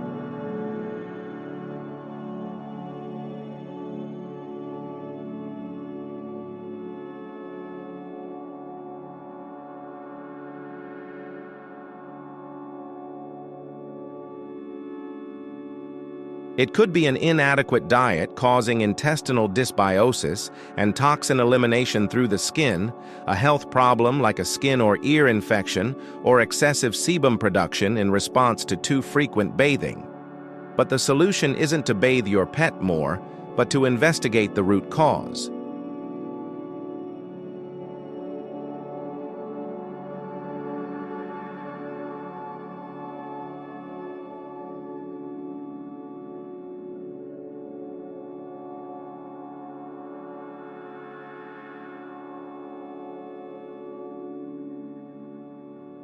When you absolutely must bathe your pet, opt for truly natural shampoos with a short list of ingredients you recognize and can pronounce, or even make your own shampoo at home using simple ingredients like Castile soap, apple cider vinegar, and pet-safe essential oils in appropriate dilutions. And remember, sometimes just warm water and massage are enough to remove dirt without using any product, especially for maintenance baths when the animal isn't actually dirty.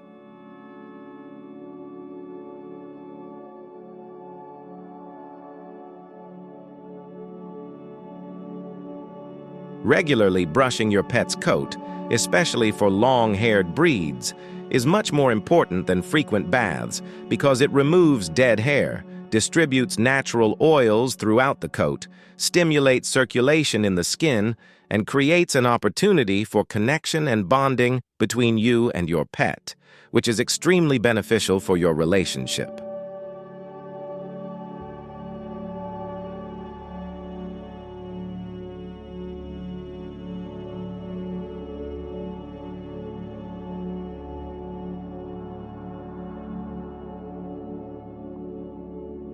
And while we're on the subject of animal care, we need to address a completely unnecessary, painful, and mutilating procedure that is still routinely performed in many places for purely aesthetic reasons: ear and tail cropping.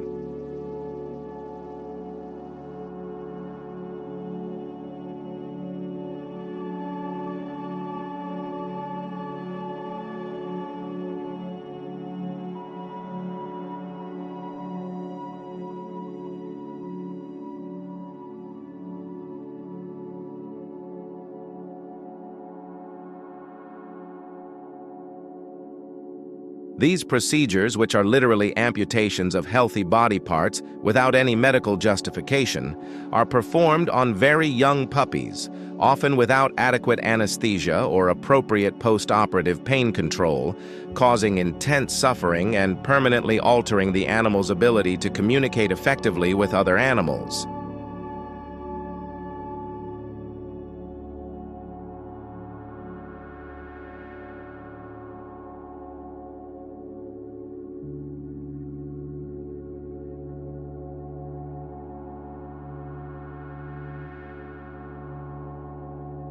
Ears and tails are essential canine communication tools. The position and movement of these structures convey important information about the animal's emotional state to other dogs. When you remove or alter these parts, you are creating an animal that has difficulty communicating effectively, which can lead to misunderstandings in social interactions and even conflict and fights.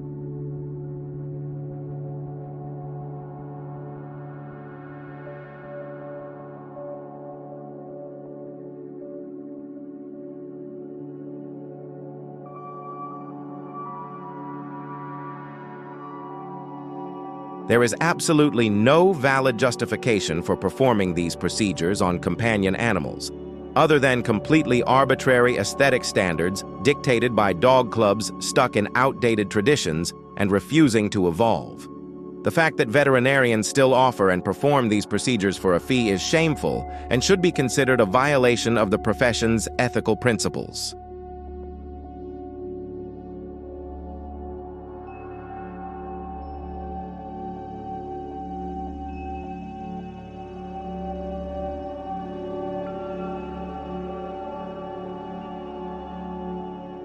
Many countries have already banned these practices completely, recognizing that they are cruel and unnecessary, and it's time for the entire world to do the same and stop mutilating animals for human vanity.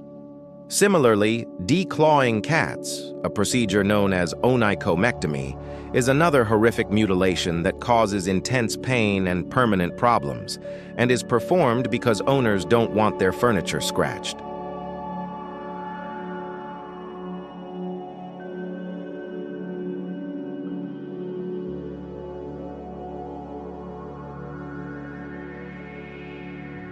Let me explain what actually happens in this procedure. It's not just the nail that's removed. It's literally the last phalanx of each toe, equivalent to having your fingertips amputated at the last joint. It's a painful surgery that can cause complications such as infection, necrosis, chronic pain, and permanent gait changes because the cat begins to support its body weight differently since it has lost its toe tips.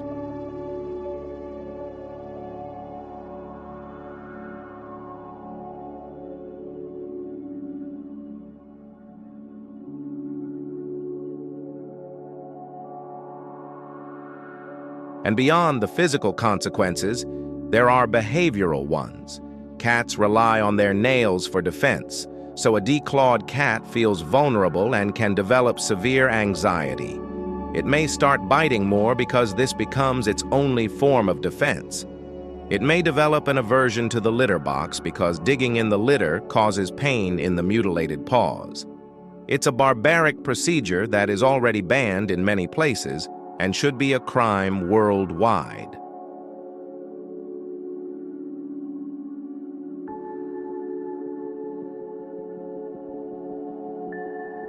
If you don't want to deal with scratching, don't get a cat, simple as that. Or provide suitable scratching posts and posts, trim nails regularly, use nail guards if absolutely necessary, but never, ever mutilate your pet for your own convenience. Speaking of cats, there's an aspect of feline health that's completely overlooked by most owners and is responsible for one of the leading causes of death in domestic cats: urinary tract diseases, especially in male cats.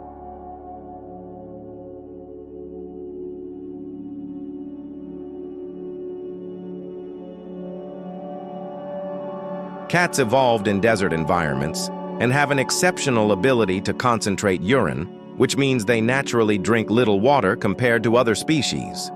When you feed your cat exclusively dry food, which contains only about 10% moisture, you're creating a situation of chronic dehydration that forces the kidneys to work much harder than ideal, leading to extremely concentrated urine.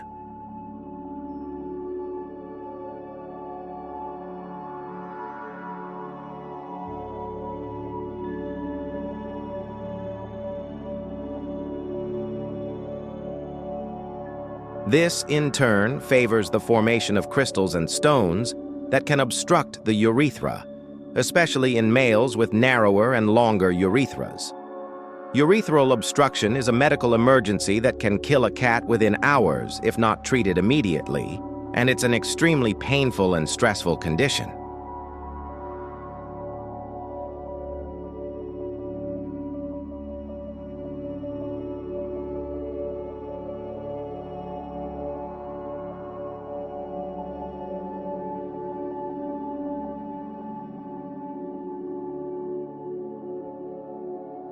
Prevention is simple: feeding wet food that contains 70 to 80% water, or at least mixing water into dry food, although this is less ideal, or offering a homemade cooked or raw diet that naturally contains a lot of moisture.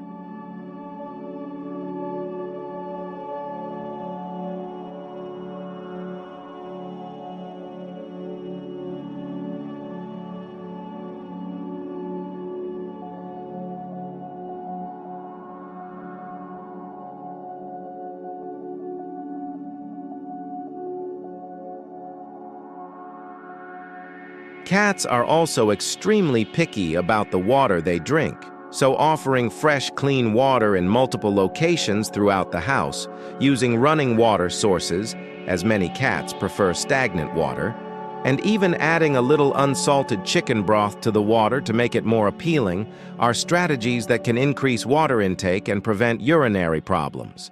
Another aspect of feline health that needs urgent attention is the stress caused by inadequate environments.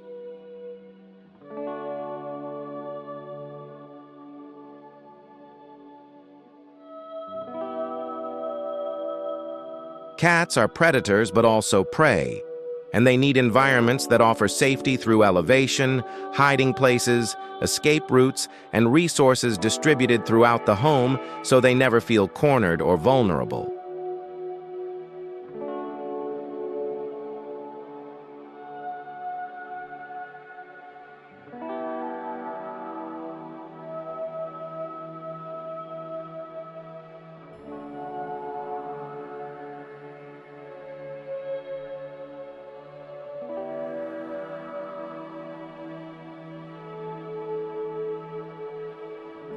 A cat living in a small apartment without vertical structures, hiding places, or environmental enrichment, and even worse, in households with multiple cats without sufficient resources for all, is in a state of chronic stress that compromises the immune system and predisposes to a multitude of health problems, including idiopathic cystitis, an inflammation of the bladder caused by stress, respiratory diseases, digestive problems, and behavioral changes.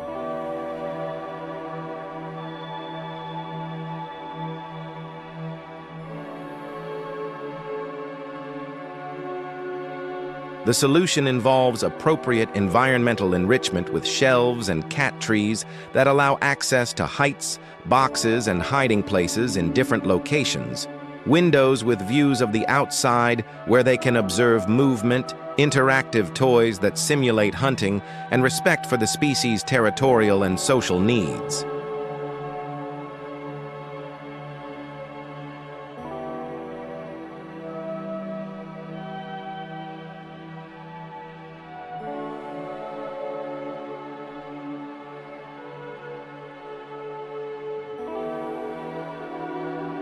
In multi-cat households, the rule is to have one more litter box than the number of cats, food, and water bowls in different locations, rather than just one central location, and enough space so that the cats can avoid each other if they want without being forced into constant interactions.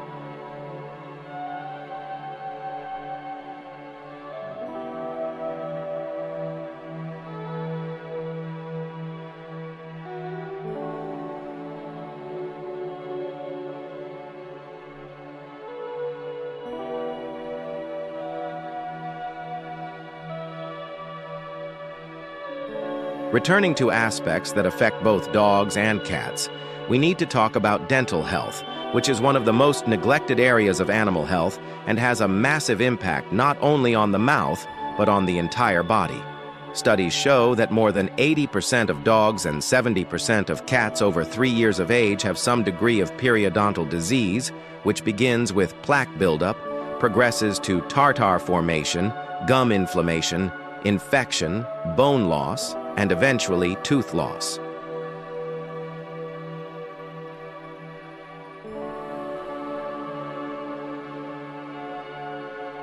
But the problem doesn't just stay in the mouth, because bacteria from the oral cavity enter the bloodstream through inflamed gums and can colonize other organs, causing or contributing to heart, kidney, liver, and joint diseases.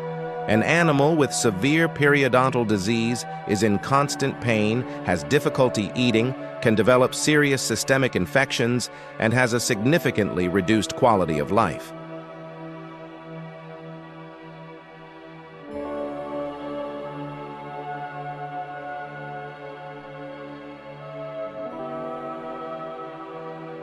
However, many owners don't realize this because animals are extremely good at hiding pain and discomfort as a survival mechanism. Dental disease prevention needs to start early and be consistent. Daily toothbrushing, or at least several times a week, is the gold standard.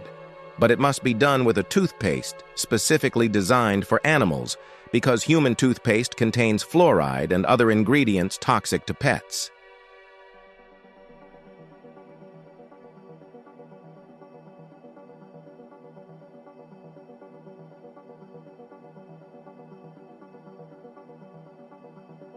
If your pet doesn't accept brushing, there are alternatives such as special chew toys, size-appropriate raw recreational bones that help mechanically clean teeth, water additives that reduce plaque formation, and food specifically formulated for dental health, although nothing completely replaces proper brushing.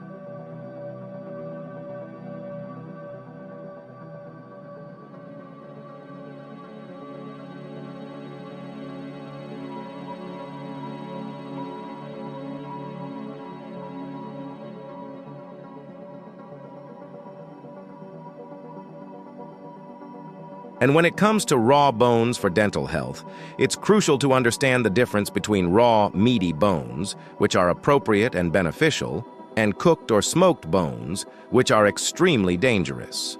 Cooked bones become brittle and can splinter into sharp fragments that cause punctures in the digestive tract, intestinal obstruction, tooth fractures, and other potentially fatal emergencies.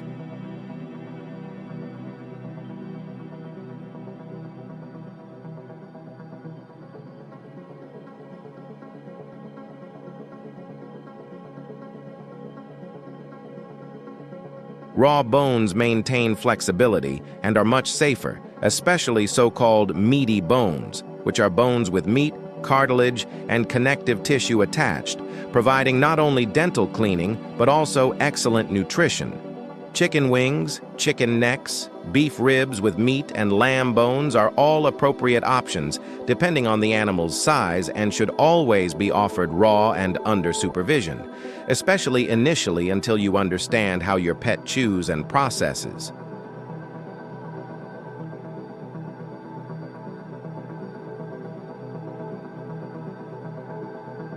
Larger recreational bones, such as beef femurs, can be offered for hours-long chewing sessions. Besides cleaning teeth, they also provide mental stimulation and satisfaction, a natural behavior that is extremely important for dogs.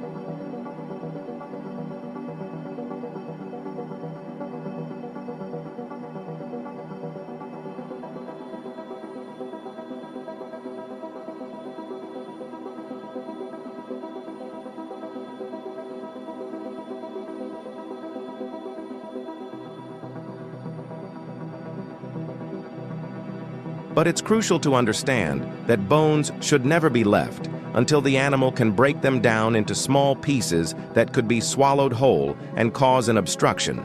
So you remove the bone after an hour or two of chewing and store it in the refrigerator for the next session.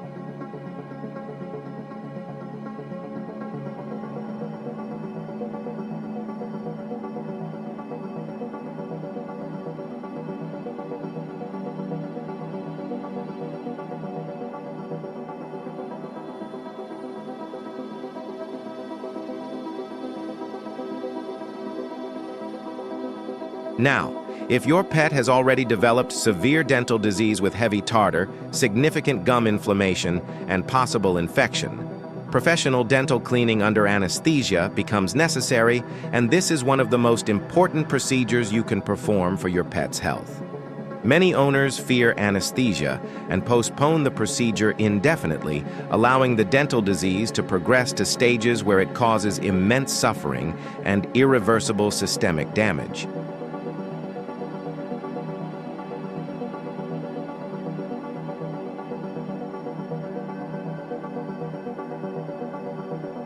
Yes, anesthesia has risks, especially in older animals or those with pre-existing health conditions, but these risks are managed through appropriate pre-anesthetic examinations, the use of modern and safe protocols, and constant monitoring during the procedure. In the vast majority of cases, the benefits far outweigh any risks.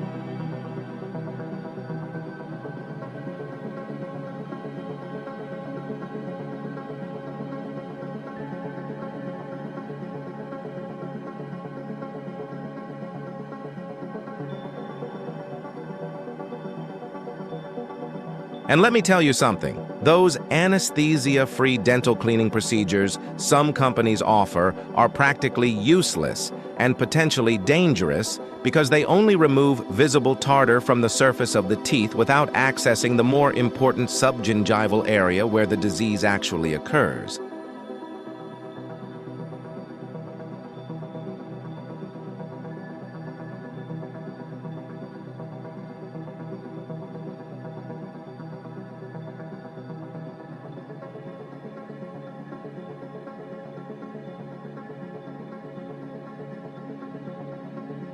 The animal is awake and stressed, being forcibly restrained while someone scrapes their teeth with metal instruments, creating micro-traumas and even polishing the tooth surface to facilitate the adhesion of new plaque.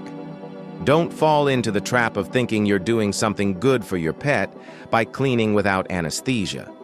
If the procedure must be done, do it properly, with anesthesia and by a qualified veterinarian.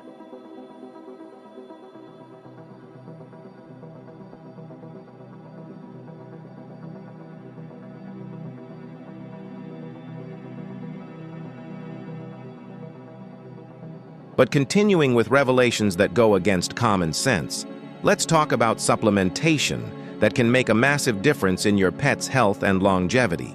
Marine-sourced omega-3s, specifically EPA and DHA found in fish or krill oil, have potent anti-inflammatory properties and benefit virtually every system in the body, including the brain, heart, joints, skin, eyes, and immune system.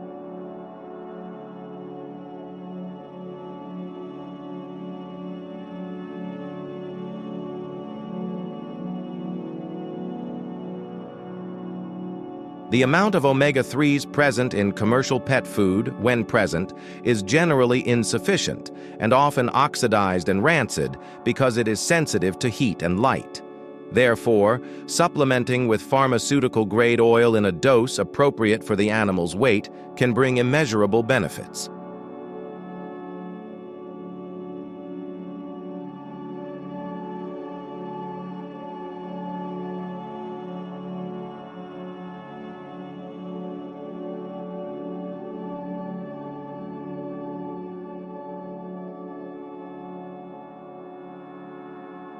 Probiotics of specific strains for dogs and cats help maintain a healthy gut microbiome, improve digestion and nutrient absorption, strengthen the immune system, which is 80% located in the gut, and can help with conditions such as diarrhea, allergies, and inflammatory bowel disease. Glucosamine and chondroitin, especially when combined with MSM, can help maintain joint health and slow the progression of arthritis in predisposed animals, or those already showing early signs of the condition.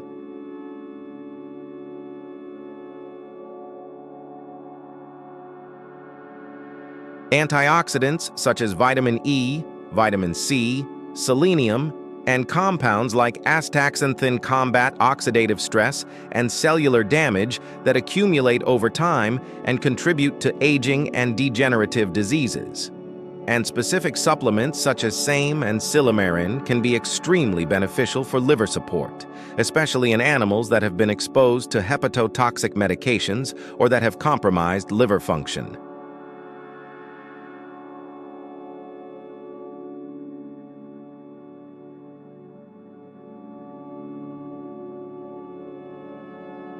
But here's the problem.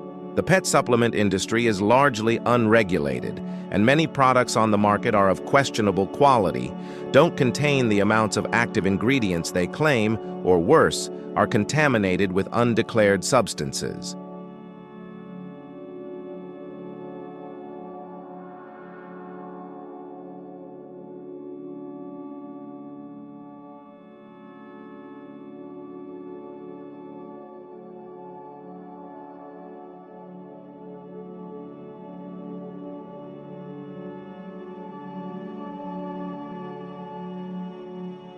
So if you're going to supplement your pet, and I truly believe that strategic supplementation can add years of healthy life, you need to research brands. Choose reputable companies that conduct third-party testing and provide certificates of analysis, and ideally work with an integrative veterinarian or nutritionist who can recommend specific products and dosages appropriate for your individual pet.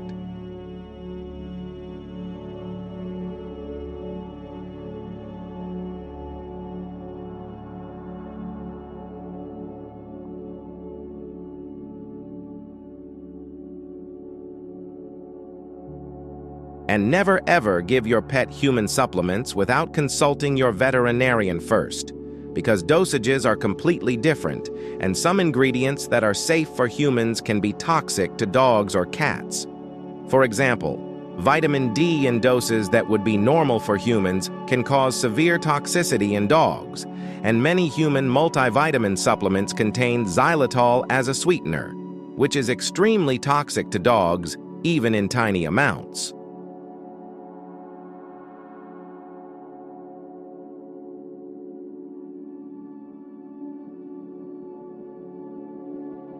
And speaking of toxicity, there are foods and substances common in homes that are extremely dangerous for pets, and many owners are unaware of or underestimate the severity.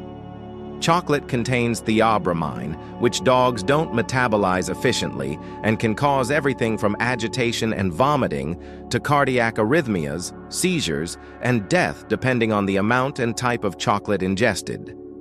Dark chocolate is much more dangerous than milk chocolate.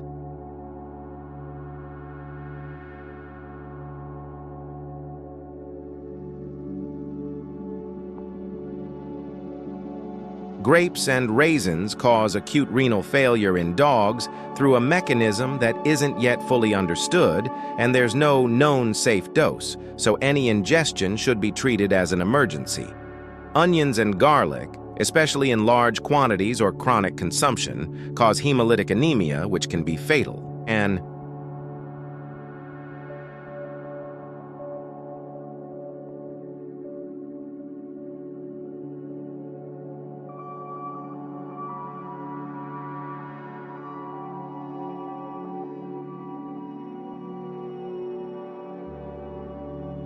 xylitol, a sweetener found in chewing gum, candy, diet peanut butter, diet baked goods, and even some medications, causes a drastic drop in blood sugar and fulminant liver failure in dogs, and an amount equivalent to half a stick of gum can kill a medium-sized dog. Avocado contains persin, which is toxic to many animal species. Caffeine has effects similar to those of chocolate. Alcohol is extremely dangerous even in small amounts. Macadamia nuts cause temporary weakness and paralysis.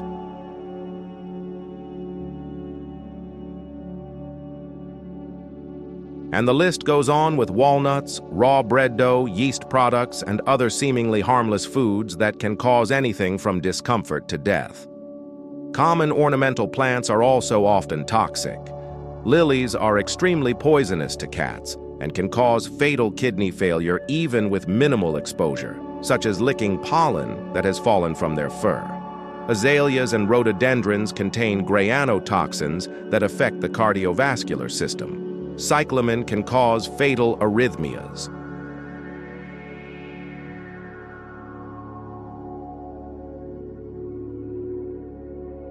Oleander is extremely toxic and potentially fatal. Sago contains one of the most potent toxins for dogs and cats, with a very high mortality rate even with aggressive treatment. There are dozens of other plants that decorate homes and gardens and pose a real danger. If you have pets, you need to research all the plants in your home and garden and remove any that are toxic, because they are not worth the risk.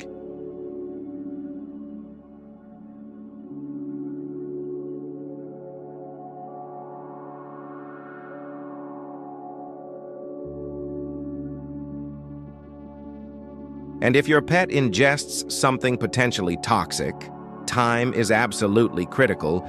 You need to call your veterinarian or veterinary poison control center immediately, and often inducing vomiting in the first few hours can be life-saving if done properly, but never induce vomiting without veterinary guidance, because in some cases, this can make the situation worse.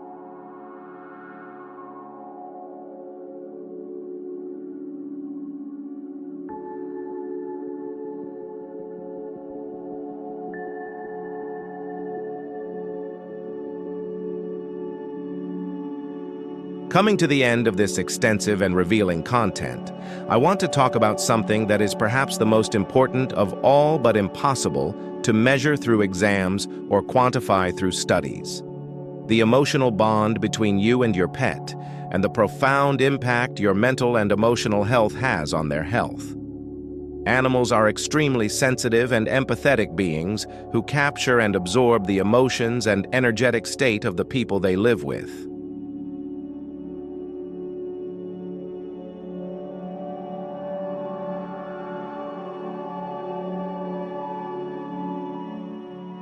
If you are constantly stressed, anxious, irritable, or depressed, your pet senses this and is affected by it in ways that manifest in their behavior and even their physical health.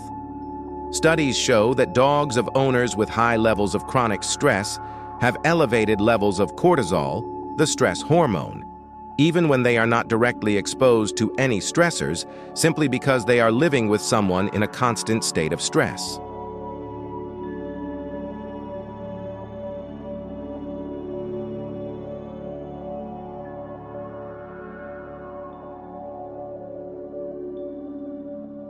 And the opposite is also true. Owners who are calm, present, emotionally regulated, and who cultivate a harmonious home environment tend to have more balanced, healthy, and happy pets. This doesn't mean you have to be perfect or never have a bad day.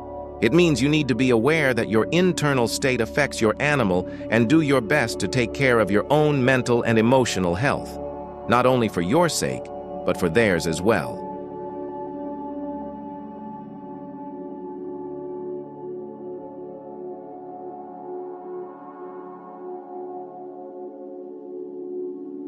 The quality of time you spend with your pet is infinitely more important than quantity. 5 minutes of mindfulness and genuine presence, where you're completely focused on interacting with your pet, observing them, playing, petting them, looking them in the eyes, and creating a real connection, are worth more than hours of passive coexistence where you're in the same room but you're on your phone or watching television without truly paying attention.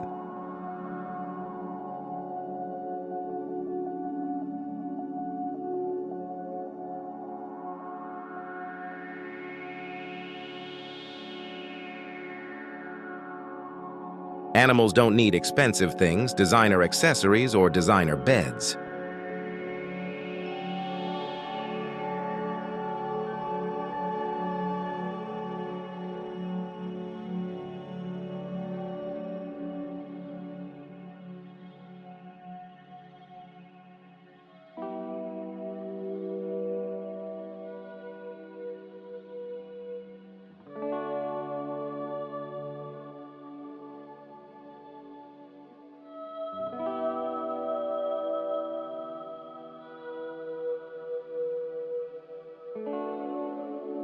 They need you to be present, genuine attention, consistency and predictability that bring a sense of security, clear but gentle boundaries that help them understand what's expected of them, appropriate physical exercise and regular mental stimulation, adequate nutrition that respects their biological needs, a safe, toxin-free environment, and above all, they need to be seen, respected, and loved as the sentient and valuable beings they are.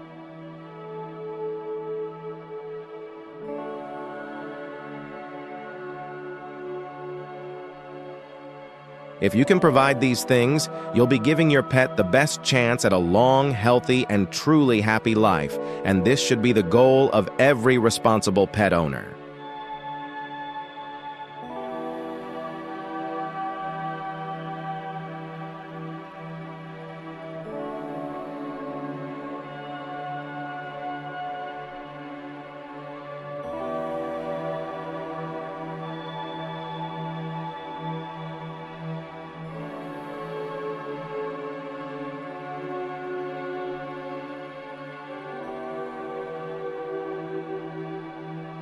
So now that you've come this far and absorbed all this information that can literally save and improve your pet's life, what will you do with this knowledge?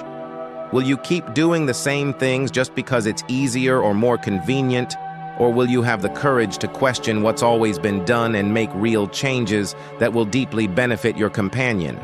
I challenge you to choose at least 3 things you've learned here and implement immediately, whether it's reviewing your pets,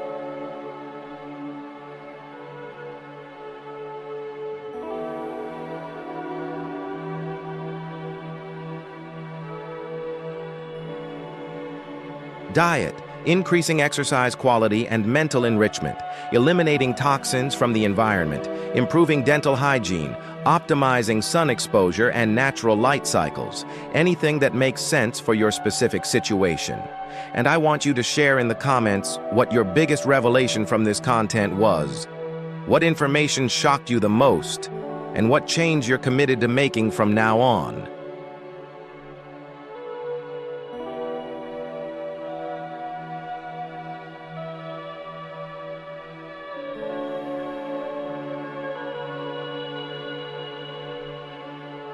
Leave your comment below, because this not only helps the channel grow and reach more people who need this information, but also creates a community of conscious pet owners who are willing to go beyond the basics to give their pets an extraordinary life. If you're not yet subscribed to the channel, subscribe now and activate the bell so you don't miss future content where I'll continue to bring you science-based information that challenges the pet industry's status quo.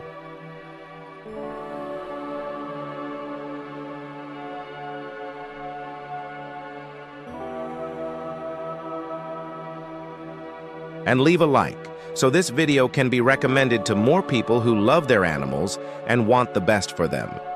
Your pet depends on you to make the best decisions for their health and well-being, so use this knowledge wisely and be the guardian your pet deserves. See you in the next content, and until then, take good care of your best friend.